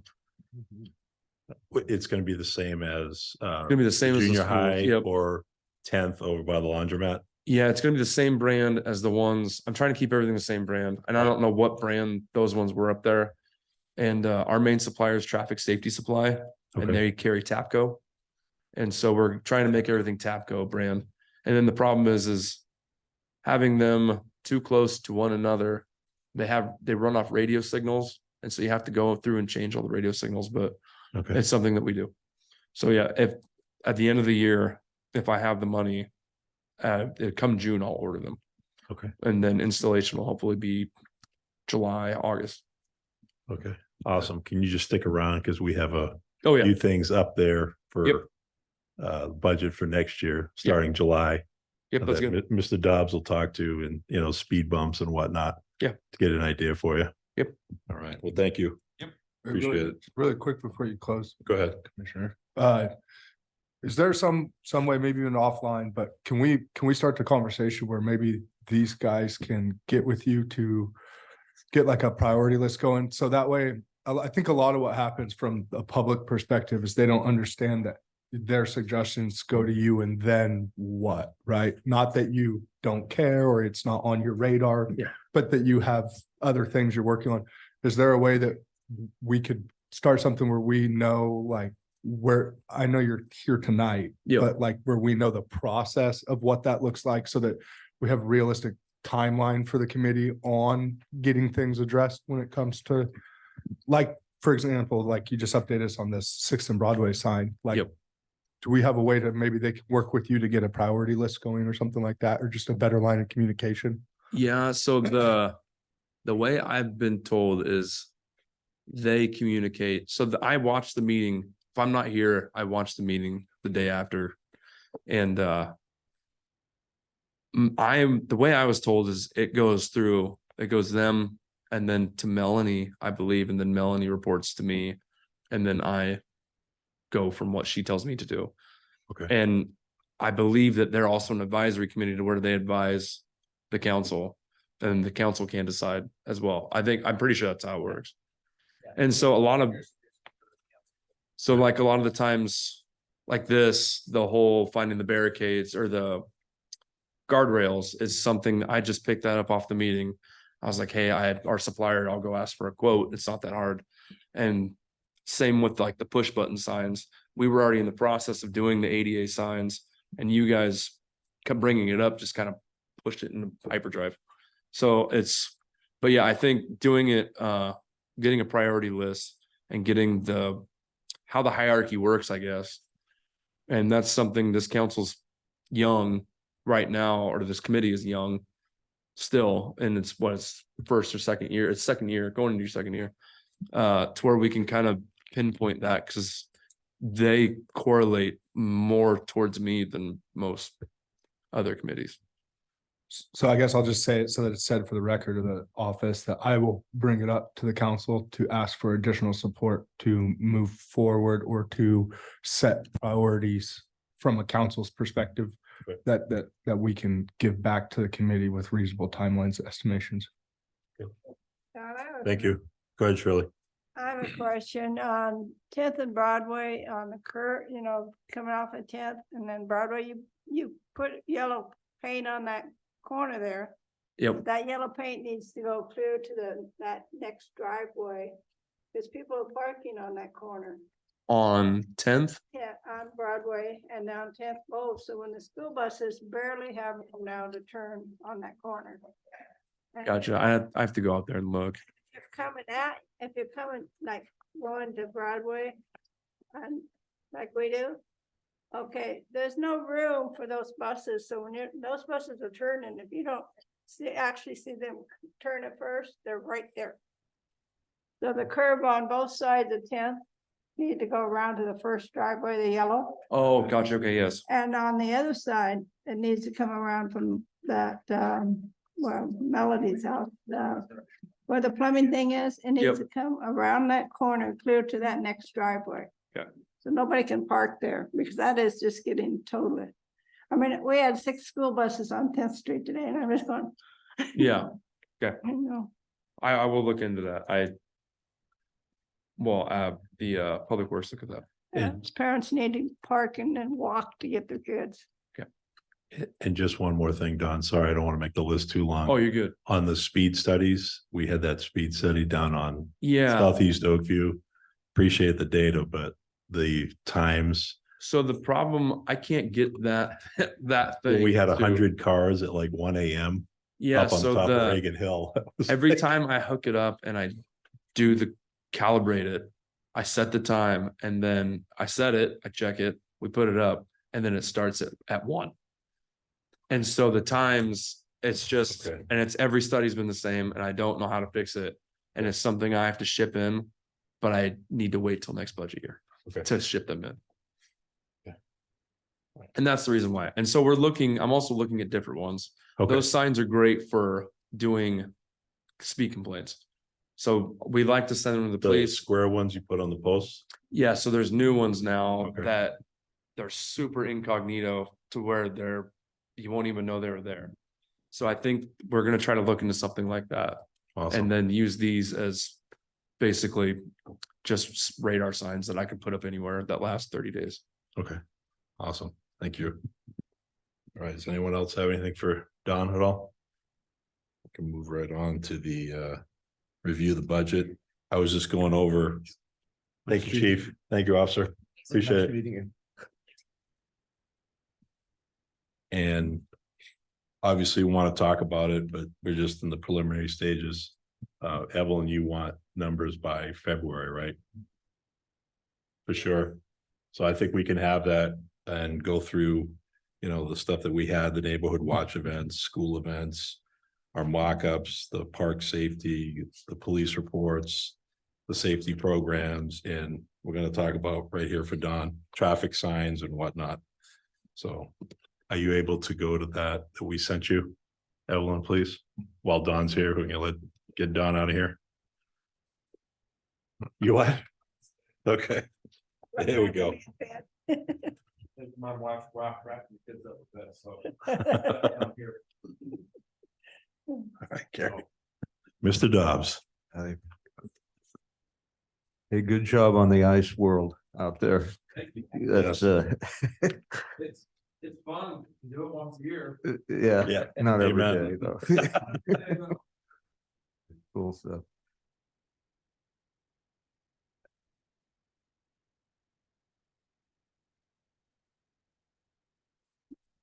You're out of whack. That's weird, huh? Maybe she did Comcast. Don, your supplier is like traffic safety supply. That's kind of the go-to.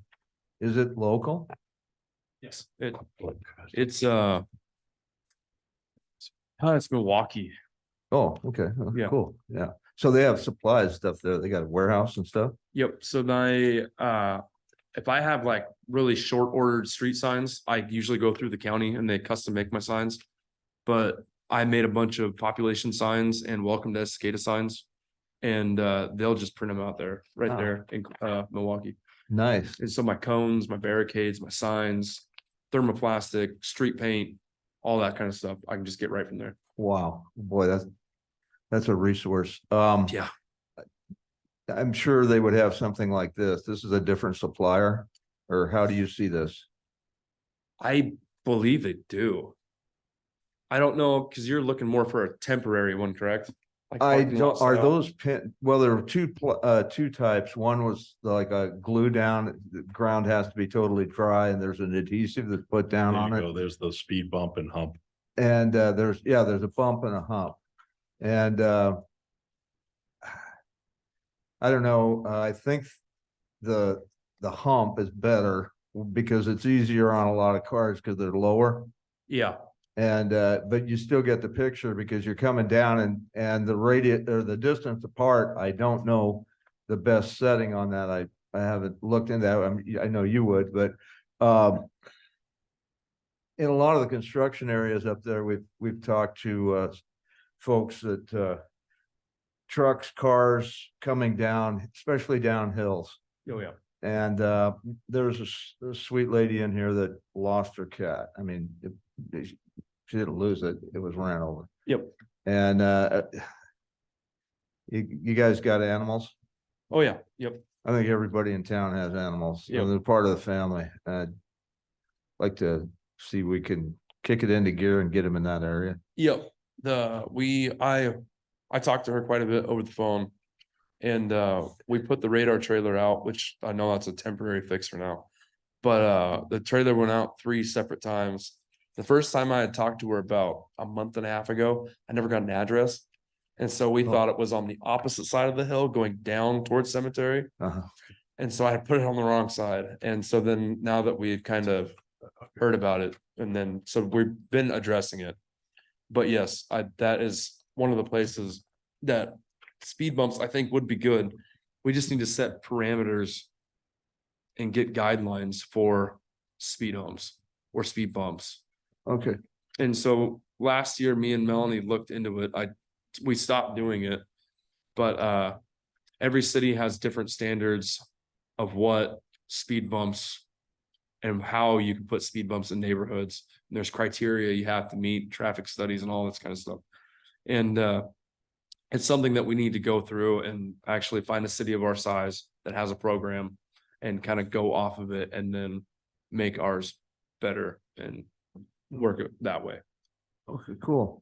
So did you think is this something, just a question on purchase?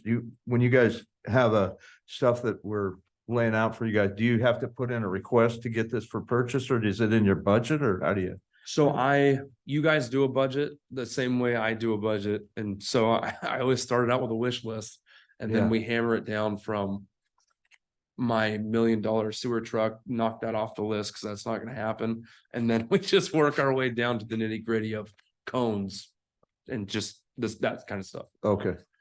Okay, so, And so if you guys recommend in a meeting and to the council that speed humps to where we can budget for that style of speed bump and they approve it, Melanie approves it, then that is something I will have to put in the budget. okay, so we would speak, that's how that process goes. Yeah. But I thought you said there were guidelines or procedures. And that's something we need to do is set up guidelines to where we're not just throwing speed bumps down 4th Street Hill and making shots. You know what I mean? Get air. And so there has to be standards.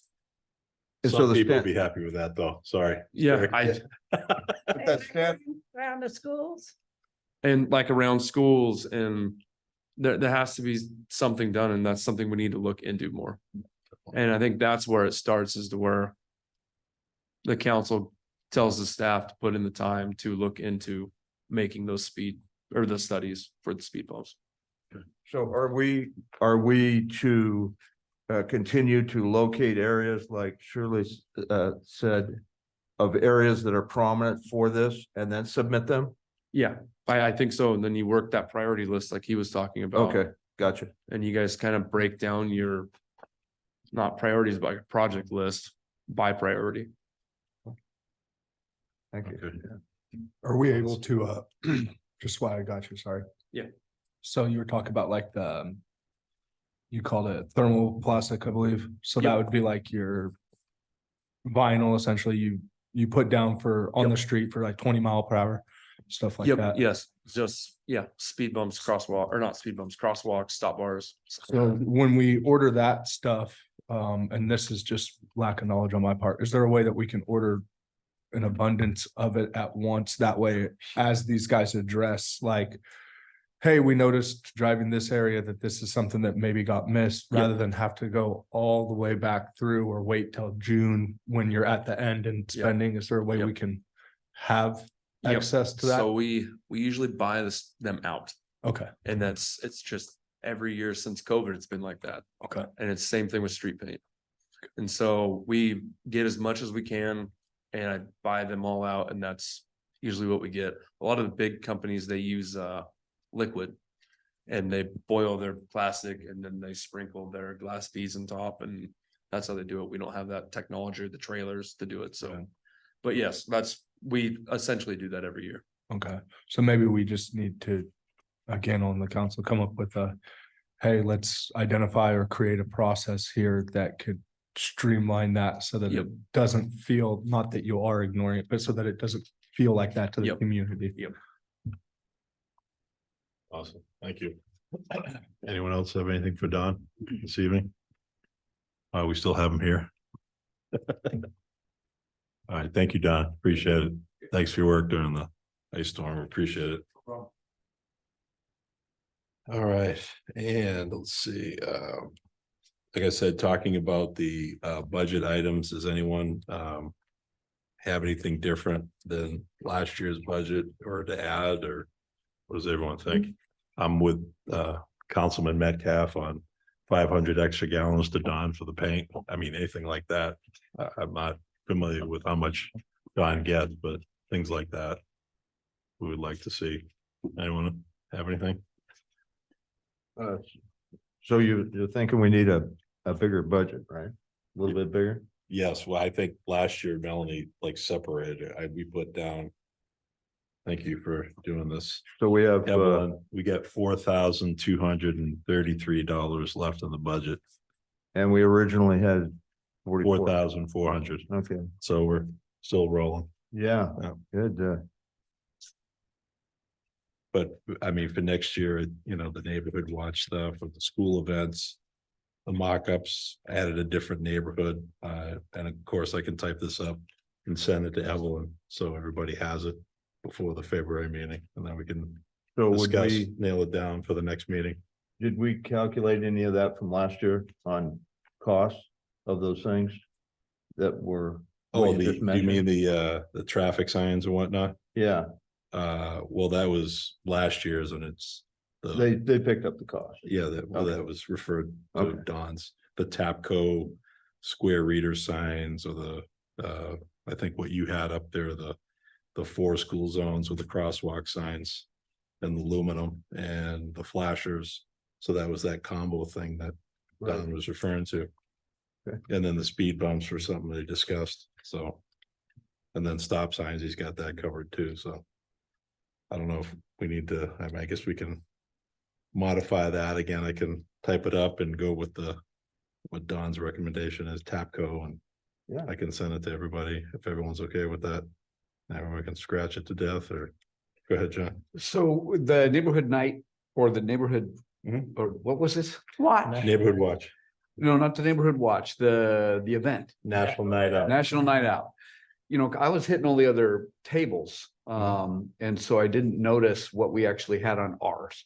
In terms of tchotchkes or stuff for the kids, because it seems like there was a lot of kids. Mhm. There was a lot of traffic, and I don't remember what we had.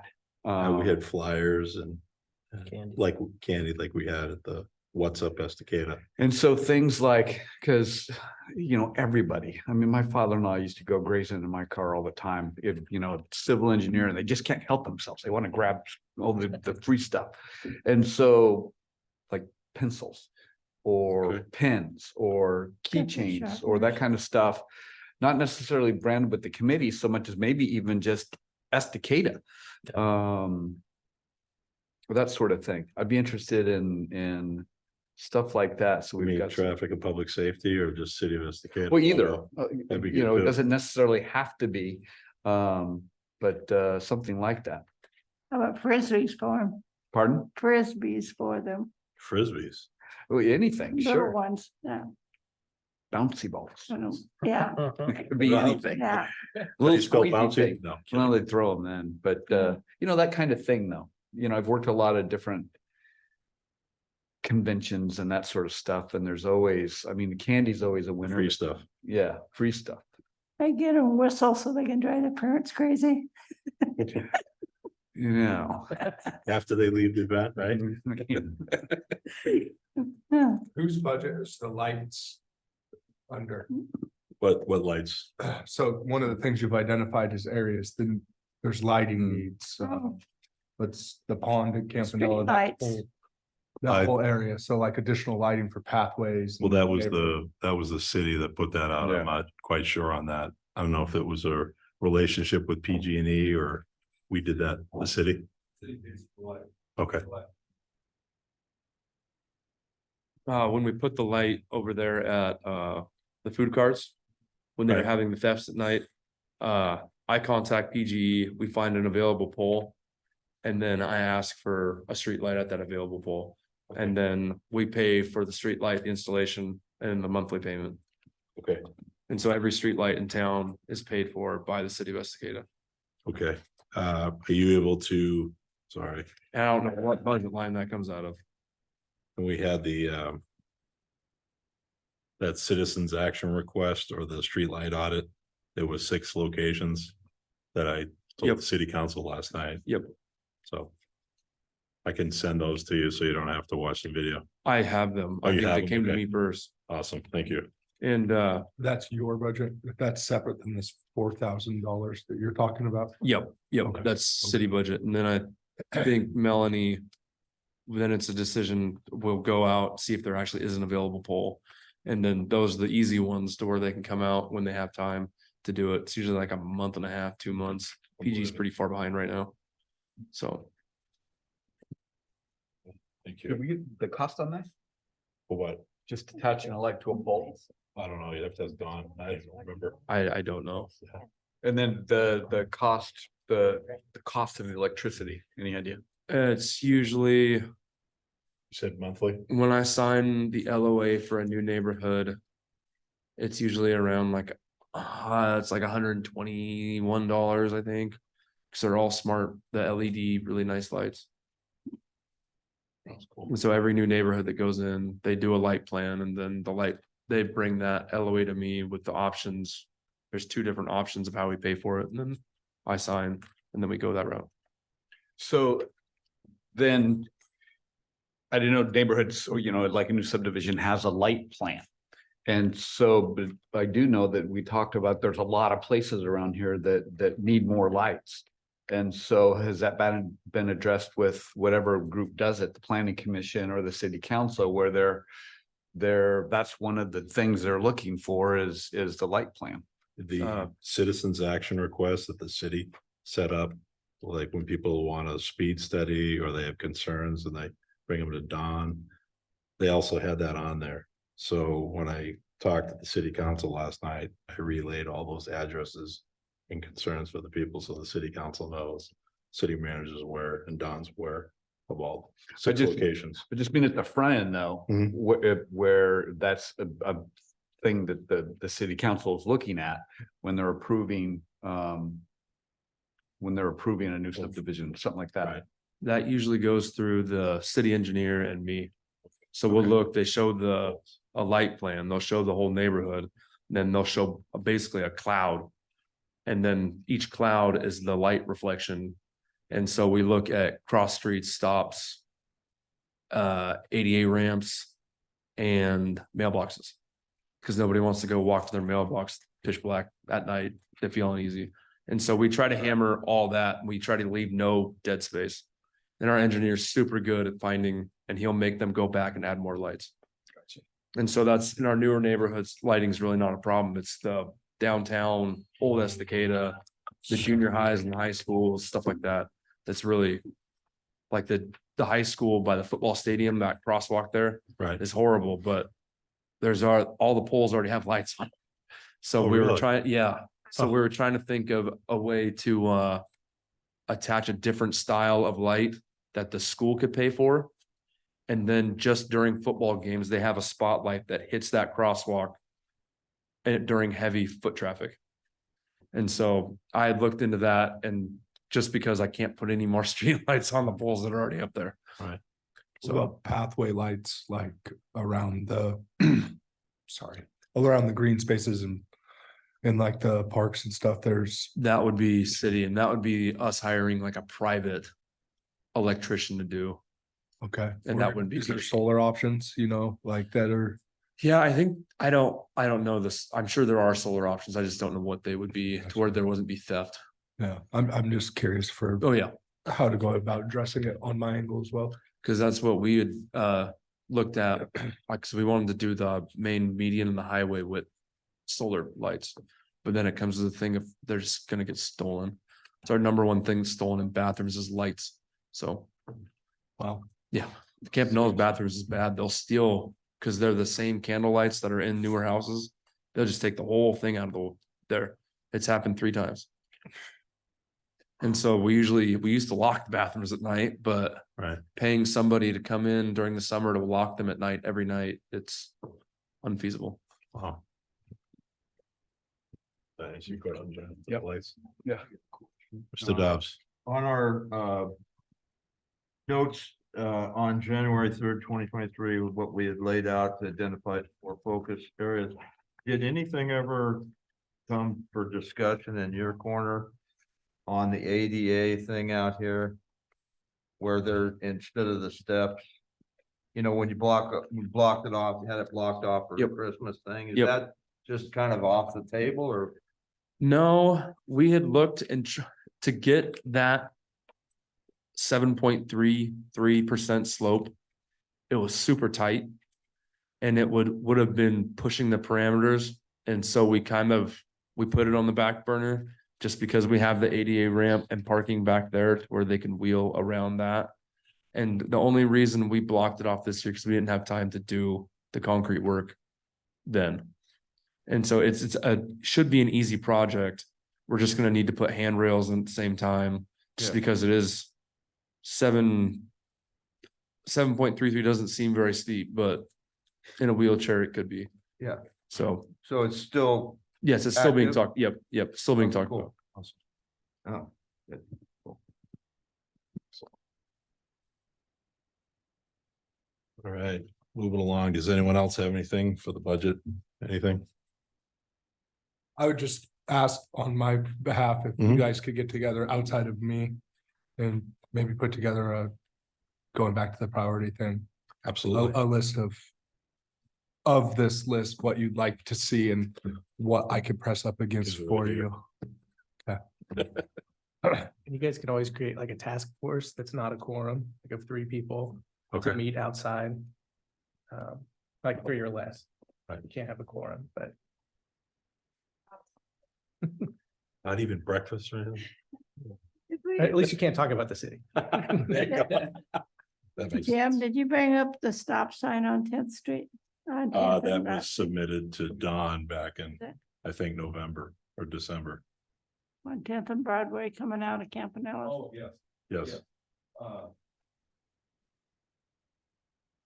I think Melanie was gonna talk and we needed a speed study. That's Okay. another thing is prioritizing speed studies. And she did say that was a high priority compared to some of the other ones we've had. Yeah, now especially since the buses are coming this way too. Yeah, I know. We keep making that, the yellow, we keep painting yellow.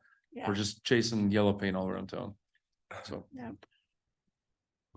Well, I would like to just thank you for your work. Yeah. I do appreciate it. Definitely. I know yeah, it's easy not to me. There's criticize. there's the 6 other people that are there. They're doing, busting their butts at the same time. It's really easy to sit here and criticize and ask a lot of questions, but we do appreciate Yeah, the work. thank you for Just- being there. Thank you. Yeah. Sure.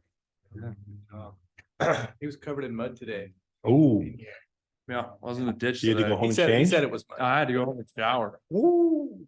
I had gritty teeth. Want to hear that afterwards. story later? Yeah. All right. All right, if anyone doesn't have anything else for the budget items or priority list, anything Evelyn has anything to add for the annual plan discussion, like the National Night Out, or I don't know if the city's doing What's Up Estacada this year. I don't think they are. Yeah, I don't think so. Okay, so we can maybe come up with something. Yeah. Before then or later in the year or something like that. Yeah. But still on for National Night Out for August 1st, 2024. Yeah, that'd be number two. right over here. Need the whole park. Yeah, this can also do the Wade Creek Park. It's actually really great. The Arts Commission did something up there. Okay. And they, Oh. like, you can bring vendors out and stuff. It's always an option. Well, my only concern is speaking with the sheriff last year, Brandenburg. She promised more toys. So are we gonna be able to put more toys there? If it's a yes, okay. Maybe there's some grass. I'm all for patches that. around. I mean, SWAT truck, I want to see it all. I know the kids do too. Stand in the parking lot. Yeah, exactly. see I mean, they had the boat and I mean, Yeah. kids were loving it. Yeah, we had the fire truck at the Arts Commission. That's good. Maybe we should have it, well, if we have get the creek running, have a, as a fisher coming down, have a day of fish for the kids, because Fish and Game said they would put fish in that creek. At one time that they then have a day, fishing day for the kids. Okay. That'd be cool. I know Don's kids are probably like that. That sounds good. Anyone else have anything for on the annual plan or outside the national Wanna do night that out one? and fishing for kids there? Who does the question, who did the Oktoberfest? Did the city do that? DEC. Downtown Estacada did the Oktober. And we'll be doing that again this year. I would Yeah. assume, yeah. Thumbs up last year, right? Okay. Oh, that's right. I did hear good things. That's right. Yeah. And just promotes alcohol. Yes. All right, moving on to John's wheelhouse here. Gonna be doing the law enforcement study on the next topic. Go ahead, John. So there is all sorts of resources. In terms of, remember the idea was to get an idea of how interested the community was in getting their own Estacada Police Department. And so the idea was to first talk to the community about how much interest there was in something like that. Is it something worth pursuing? If there's enough interest, then we could take the next step. And so went online and there's just all sorts of surveys. And so I just sent in an example of several. You know, one of these, it was a crack up. It's the Durham Police Department survey. It's a college town. And so you look at some of those questions, you know, they have two questions on loud music or walking around, you know, there's all sorts of different ways that we could customize it. I was thinking, keeping it simple and really just the intent of this first survey would be just to find out if people are interested in taking a look at it. Not talking about money, not talking about some of these. Well, some of these might be helpful though, in terms of what the community's perception is of this type of crime or that type of crime or whatever it is. So there may be a role for something like that, but really limiting the number of questions, less than 10 or something Okay. like that. And again, focus on just, is there interest in taking a further look? So you want to rate the current? No, I don't want So any you want- comparisons. Okay. It's, So I'm you not looking to want- compare. If you want your own Estacada Police Correct. Department. And something, questions geared Okay. towards that, their interest, you know, is there. You know, do we want to, and I'm asking, you know, do we want to gather any kind of demographic data? Do we want to gather any type of crime perceptions in terms of the different types of things? And by crime, I don't mean hardcore stuff, but, you know, People's concerns. yeah, exactly right. But really keeping it short and sweet. 10 sounds good. Yeah. And then how, I mean, you know, put it in the water bill, having an online way. How do you, I don't know how any of this works, how you collect it. Be good. Um, A good idea. Newsletter, doesn't Elena do a newsletter for the city? Okay.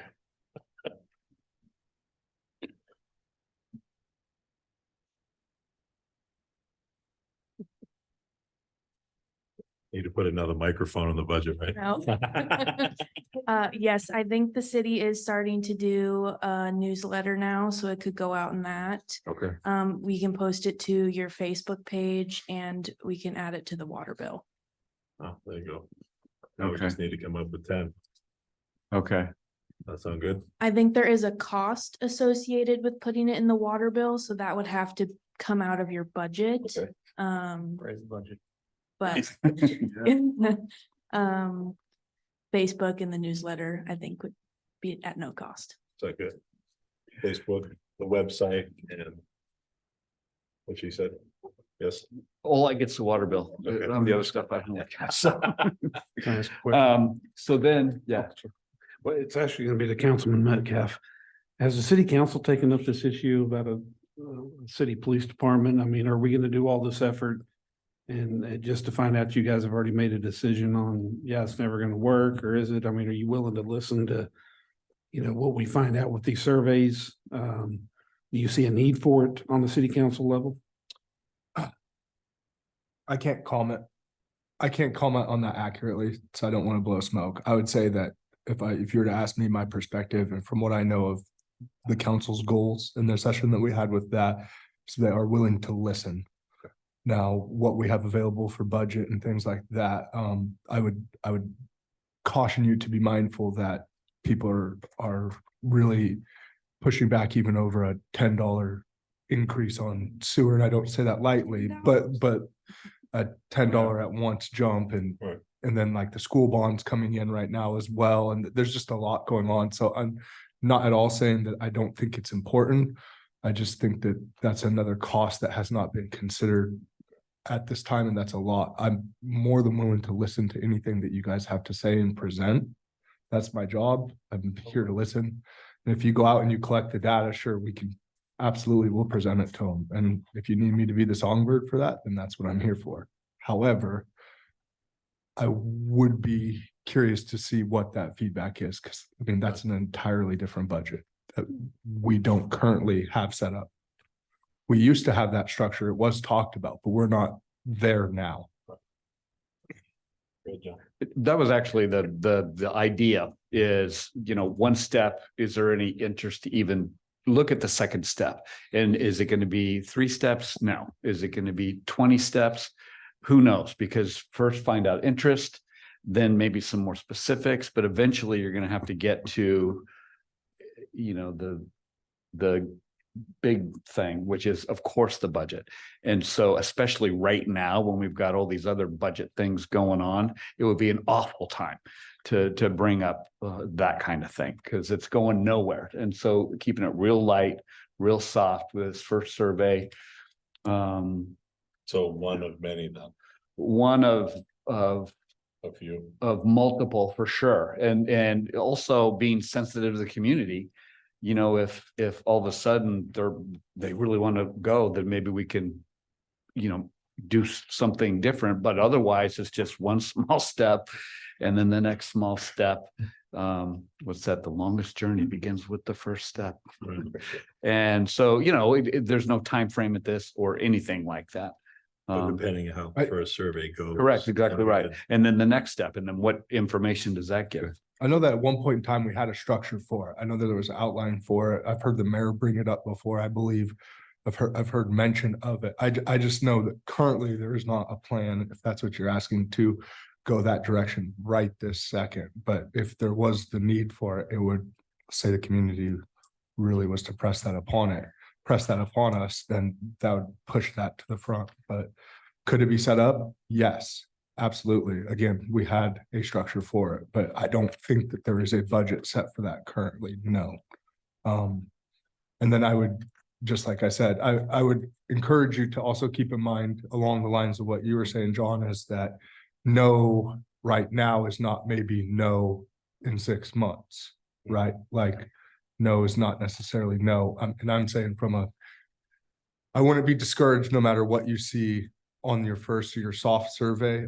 I wouldn't, because there's a lot of things that change in 10 months even. And then when you were to say, re-bring this up, it might be all of a sudden way more of a priority to people. Like I would just urge you to consider all things going on when you do this and then not to be defeated by it. I do think it's important. I have kids in this community like a lot of you guys, and I very much think it's a need. I mean, look at the world. But I also am sensitive to the fact that people have set incomes and hard numbers to work with. And I think we need to be real careful what we bite into all at once.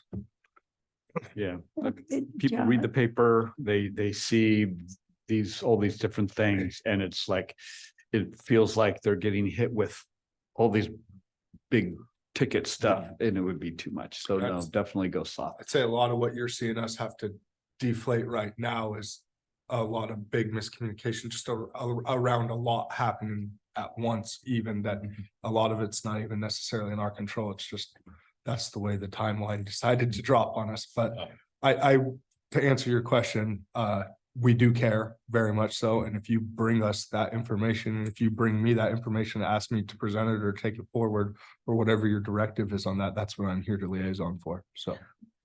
John, I think the survey would be really great to see how people feel about doing our own one, but also in that survey, put that how we can improve the police that we have right now. Like most of the people I hear is we have no coverage at night after 11. There's no, we have patrols out in Timbuktu, but there is no actual police coverage in this town. And that's when all this break-ins and all this stuff happened, just like Harvest Market the other night.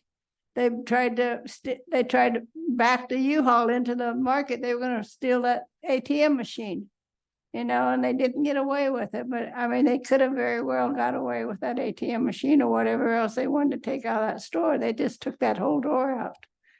So that actually brings up a good point is, there's different ways of wording questions. It's yes, no, it's 1 through 5, or it's a short answer type of thing. And so it's, having a real broad question like, what interests you most about having, or if that's even fair to word it that way, frankly, but what interests you most in having a local police force, and having some kind of open-ended thing like that, or how concerned are you on a scale of 1 to 5, with 5 being very concerned and 1, that sort of thing. Yeah.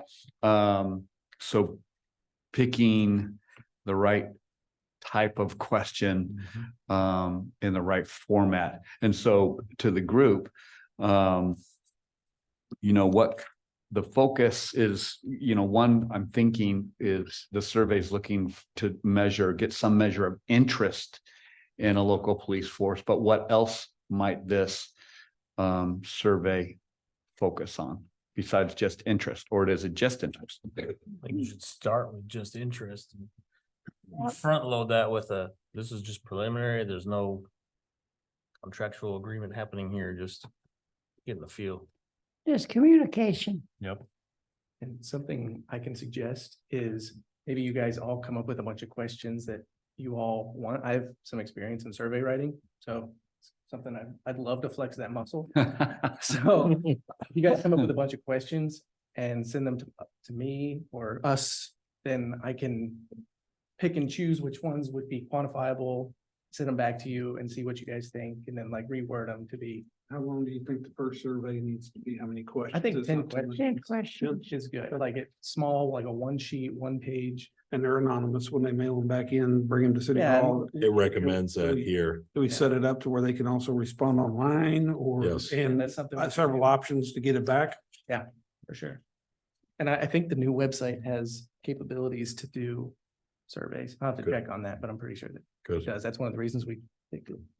We can create forms that people can submit. Yeah. Just like the citizen action request, we Okay. can completely customize that and they can submit it through the website, or And- we could create a separate survey Okay. link for it.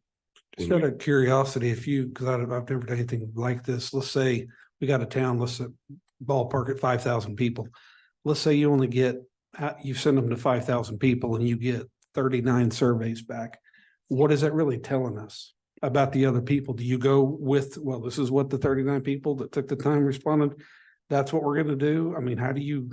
Yeah, I mean, it tells you that we didn't get the survey out correctly, like. Right. If you incentivize people, and that could be like you put. Like a sticker with it or something like that, like people will be like, oh, I got something for this. I'm gonna take this survey just to help the city out. And I feel like a lot of people will be interested in this and they'll want to give their 2 cents if we word the questions correctly. And maybe we have like a comment section at the end, and then I can throw that all in an Excel spreadsheet for you all. Okay. So as I'm sure you know, there's a science to it. Mhm. And so I think if you actually use I think you need demographic information so that you can figure out if you've got a good enough sample to increase the validity of, or how the results translate to what the rest of the community thinks. This first one, I don't know if we'd want to necessarily collect any demographic data. It's just flat out interest, and then we could add whatever sorts of questions we need to make the survey answers more powerful statistically. Have a community meeting. Well, there you go, town hall, like they were talking about. Oh. Well, maybe not. So you still face the same challenges that the city council. Absolutely. And that's getting people to attend. And this is just non-biasedly just trying to give you information to consider here, is because you're gonna have the loud on one side and the loud on the other. The people that you're trying to satisfy is the citizens in the middle, really. Because the louder ones are usually the smaller majority, to be honest with you. And in these cases, it's a lot of people are actually, they really both agree with the same kind of thing, right? Like, and I'm not trying to speak to you stupid, I know you understand this, but like what we're seeing is a lot of loud this way or loud that way. What really we're trying to interpret is what everybody wants, this big population here, not just these 10 and this 15, right? So might I suggest, this is old and archaic and it goes totally against everything, but I mean, you are respected amongst the community. Several of you are seen in the community as it is. Maybe you look at this as an opportunity to go old school with the clipboard on your initial one. There you go. Seriously though, Yeah. you do some canvassing in the newer neighborhoods, and just you approach it from a place where you're not coming across as a threat or a money grab, and you approach it as, hey, this is something we're trying to figure out going forward. As you guys know, we have these developments coming. This has been proposed. These are coming. As the city grows, this is our need. This is our thing. We, the traffic committee, hi, this is us, just so you know who we are, in small groups, not quorums, right? You could do that in 3 or less, right? So you could go 2 of you to a street and you just walk down one street, you introduce yourself, the community now knows you, you're going to build faith with the community, establish trust, which is what we really need anyway. And then you're going to get more buy-in, and then you're going to get direct answers, or set up a table in front of the store. Get creative in your attempts. And to do that, we're going to have to start to both use social media, but also go back in this context to the ways that we can actually reach the people that we want to reach. Now, do I think you have time to go and knock on 3,500 home doors? No, that's not what I'm saying. But I think that we could sample enough of certain areas over, say, give yourself a 6-week time period to do this, where every other weekend you hit X amount for 2 hours a day or whatever. And then you have a sample of the entire town in stats to give you a realistic feel. It's also going to then not be threatening to the people that you're trying to get to answer these surveys. Because my fear would be, if you're sending people things saying, here, answer this or that, or you're sending it in the mail, it's going to go right into the trash box or get deleted, because yet again, here they are making decisions that behind our back, that's the context. That's the battle that you're facing, is getting the conversation to happen without any preconceived thought or plan, if that makes sense, right? And that's where the challenge from a leadership standpoint is, how can I help you guys deliver that? That's the same thing the city council is learning how to do with the community right now. So if I can make any suggestions, it's just to open your mind to how you can sample these people outside of just hope that 40 people respond to a survey. And I'm just being serious, because that's the numbers we're continually using, and the outcome is being the same. It's a handful of the same people in here upset about the same things, that a lot of the time there's misinformation even around it, right? So if you guys can be that bridge, as you like to say, to the community to establish trust and an open line of communication and meet them where they're at, I think you're gonna be able to get a lot more of an honest pulse from it versus just a harsh no or an absolutely yes, right? Like. If that I got makes. a question. Great idea. If all of us go out, are we a quorum? You have to. Something that the DEC did last year and they are discussing doing it again this year is putting out door hangers. And you can split out into groups and go through neighborhoods and put these up. But yeah, you wouldn't all be able to go in one group together. You would have to be broken up into. Which that would be his mission anyway. So Yeah. I really like that idea a lot, because I think you'd get way more responses, and right then, maybe a couple of days, a couple hours, something like that. And I think that's a great idea. And so I think as a first step, let's come up with the 10 questions, what it looks like. And then a second step would be then, what neighborhoods do we want to canvass? And then set dates and then I rock think and roll. like the councilor said, putting the table up in front of Harvest Market if they'll allow us to, and Oh, there you go. and that, because you could just get people coming and going. You can Yeah. put up a big, well, this is what the survey is gonna be, so they can look at it coming up and maybe stop, and I'm sure we get a lot of contacts that way. Another. I also don't think, I also think it should go in the water bill, because there's a lot of people, older people, stuff that are on the internet. They're not, they don't. And people that are working don't have time to come home, to work, feed their kids, get them and sit down on the computer to read this and do it. I mean, time, everybody depends on tectronics. Well, there's a lot of people, I mean, I can't say that because I'm on mine too much, but my husband doesn't ever hardly get on mine to do anything like that. And there's a lot of, I mean, I swear Whispering Pines, I swear half those people would never even look at it. The water bill, I mean, we've used, when we were in the park, when I was on Park and Rec, we use that water bill a lot, and we got a lot more response from surveys because they do the survey, they stick it back in the envelope and they send it. But I mean, that's the biggest complaint I get in this town is communication and communicating with the people and putting it out so people can actually read it, not get on the internet, push a couple buttons and send it. On the flip side, I couldn't tell you the last time I looked at the water. Yeah. Well, mine's automatically paid, so, but I'm not always. So actually process paying mine. in terms of getting the survey questions, how do we do this? Send them to you by such Do and you such? want to come up with some? Well, that's what, Send but to if Maybe give people, Brian 20 and then he can eliminate. Yeah. You guys could all come up with Or- 100 of them. Yeah, Most of them. Or we can Probably send them to Yeah. make it proper. We can send them to Evelyn. And Evelyn can. however, So- that's why I'm asking, know what I however you mean? want to do Because it. we're sending it that way, everything's good to Evelyn. What And do then we she can want? send it to Brian or Evelyn and Brian. We want our own police department, or if we want more coverage at different hours of the night, with the county. Say to have the county do an evening patrol, a night patrol and stuff. They're here in the daytime. They are doing awesome. In the last 6 or 7 months, I have seen more police patrolling that highway up there and Wade, I mean, Eagle Creek, whatever you want to call it, highway. And they're doing an awesome job, but the problem is, they're not, everybody knows they leave this town at 11 o'clock at night. And they don't come back till 7 in the morning. And that's when everything's getting done. Like, luckily, our cul-de-sac's pretty, uptight on it. But there's a lot of places that, like Campanella's. I see people walking around in Campanella's estate sometimes, and I just kind of wonder, where'd they come from? Then I see them go out in the bushes, sleeping out in the trees and stuff.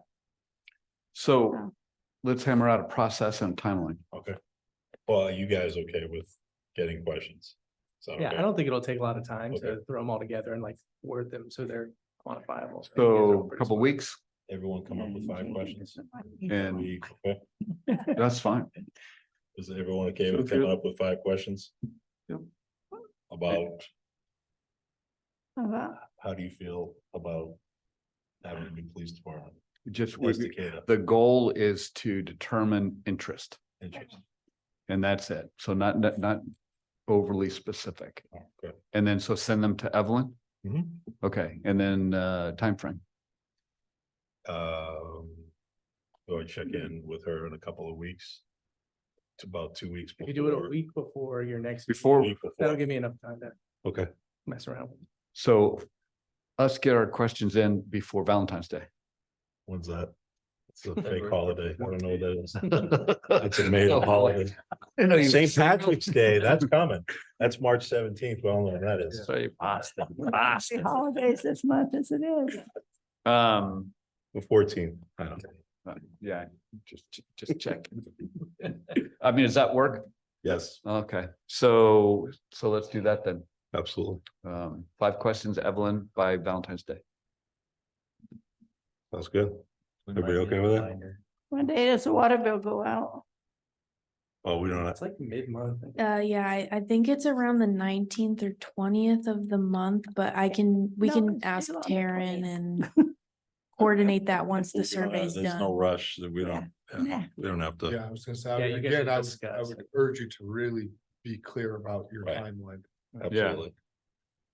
Evelyn, what's your email? It's Moran, MORAN at cityofestacada.org. Don't you have on the city's page?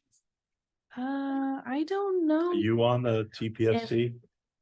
On that, our section? Are you on there as a I don't contact? think City staff is, I think Thought I the s- planning division, the planning department's email is, Okay. but not my specific email. Oh, the planning department? Yeah, Okay. Well, her email. which if you email the planning department, Cool. that comes to everyone, so I would get it as well. All right. Say, we get her email every month about this meeting. Yeah. Yes, that Absolutely. too. It's on there. Yeah. But I think we're gonna have to send something to her before we get that next email from them. Right. Previous emails for them. Previous emails, yeah. EV and then it'll come up. Gosh, no reading time. All right, last on the agenda here. Broadway and 224 traffic light update. Do you guys have anything on that? Yeah, so we received a submission, I think it was, December. From a Yeah. Michael Hurrett. I'm not sure if I'm saying the last name wrong. Just very concerned about the timing of the light here on 224 on Broadway. Alan Wilson with the planning department was able to forward this over to ODOT. And they were able to investigate and change the timing of the light. So we just wanted to kind of show the committee Okay. the request that happened, Okay. then, Have you reached back to Michael? Has he noticed Yep, the change? yes, Alan, it's here. Awesome. In the email that Alan reached back out to Michael, gave him an update, and then Michael responded, Oh. thanking the city. Oh, for there it that. is, January 8th. Okay, Yes. awesome. Excellent. Thank you. Thank you, Alan, for doing that. Because I especially like the California stop quotes. Yeah. We all know what that is. Yeah. Excellent. All right, next meeting items. Does anyone have anything for Evelyn? Now they want to do for our Valentine's Day meeting? Anyone, anything? I better get boxes of chocolates or a gift card or something. That was fast. You will need to have your annual plan and budget finalized so you can present it to council the second meeting in April. The official deadline for the budget and annual plan would be March 31st. So the budget deadline is March 31st Yes, same with the annual plan. and annual plan. And then you will present that to council the second meeting in April. You're gonna have to get up in front of all of them? No, just kidding. Okay, that sounds good. And then that'll be for July 1st, 2024 on to next year. Yes. Okay. All right. So, law enforcement survey update. You may not have any update if there's any kind of results to look at, but we might. But then also that priority list. Mhm. Right here. Gotcha, okay. Priority list. Okay. So anyone else have any final comments or during the meeting? Anyone? Yeah, I'd just like to thank you guys. Counselor. You guys have been an actionable element. And I think it shows in the things that you've accomplished last year from the outside perspective and being the new guy here. I do appreciate the work that you guys have done. I'm here to help you and serve you guys if I can, the best I can. I'm new at this as well, so I appreciate your patience, but I'm here to work with you and help you accomplish these goals. So if you need anything from me, Jim has my number. Carrie can tell you too. I'm pretty easy to get a hold of. I will respond. I'm in the middle of a career change right now, so things in the future I might take a little bit more time, but I am here. So please feel free to reach out to me with anything I can do to support you. Awesome. Excellent. Anyone else? All right. Thank you, Don, again for being here. Appreciate it. The Iceman. All right, adjourn the meeting tonight. Thank you. Thank you for the sweatshirt that says ice.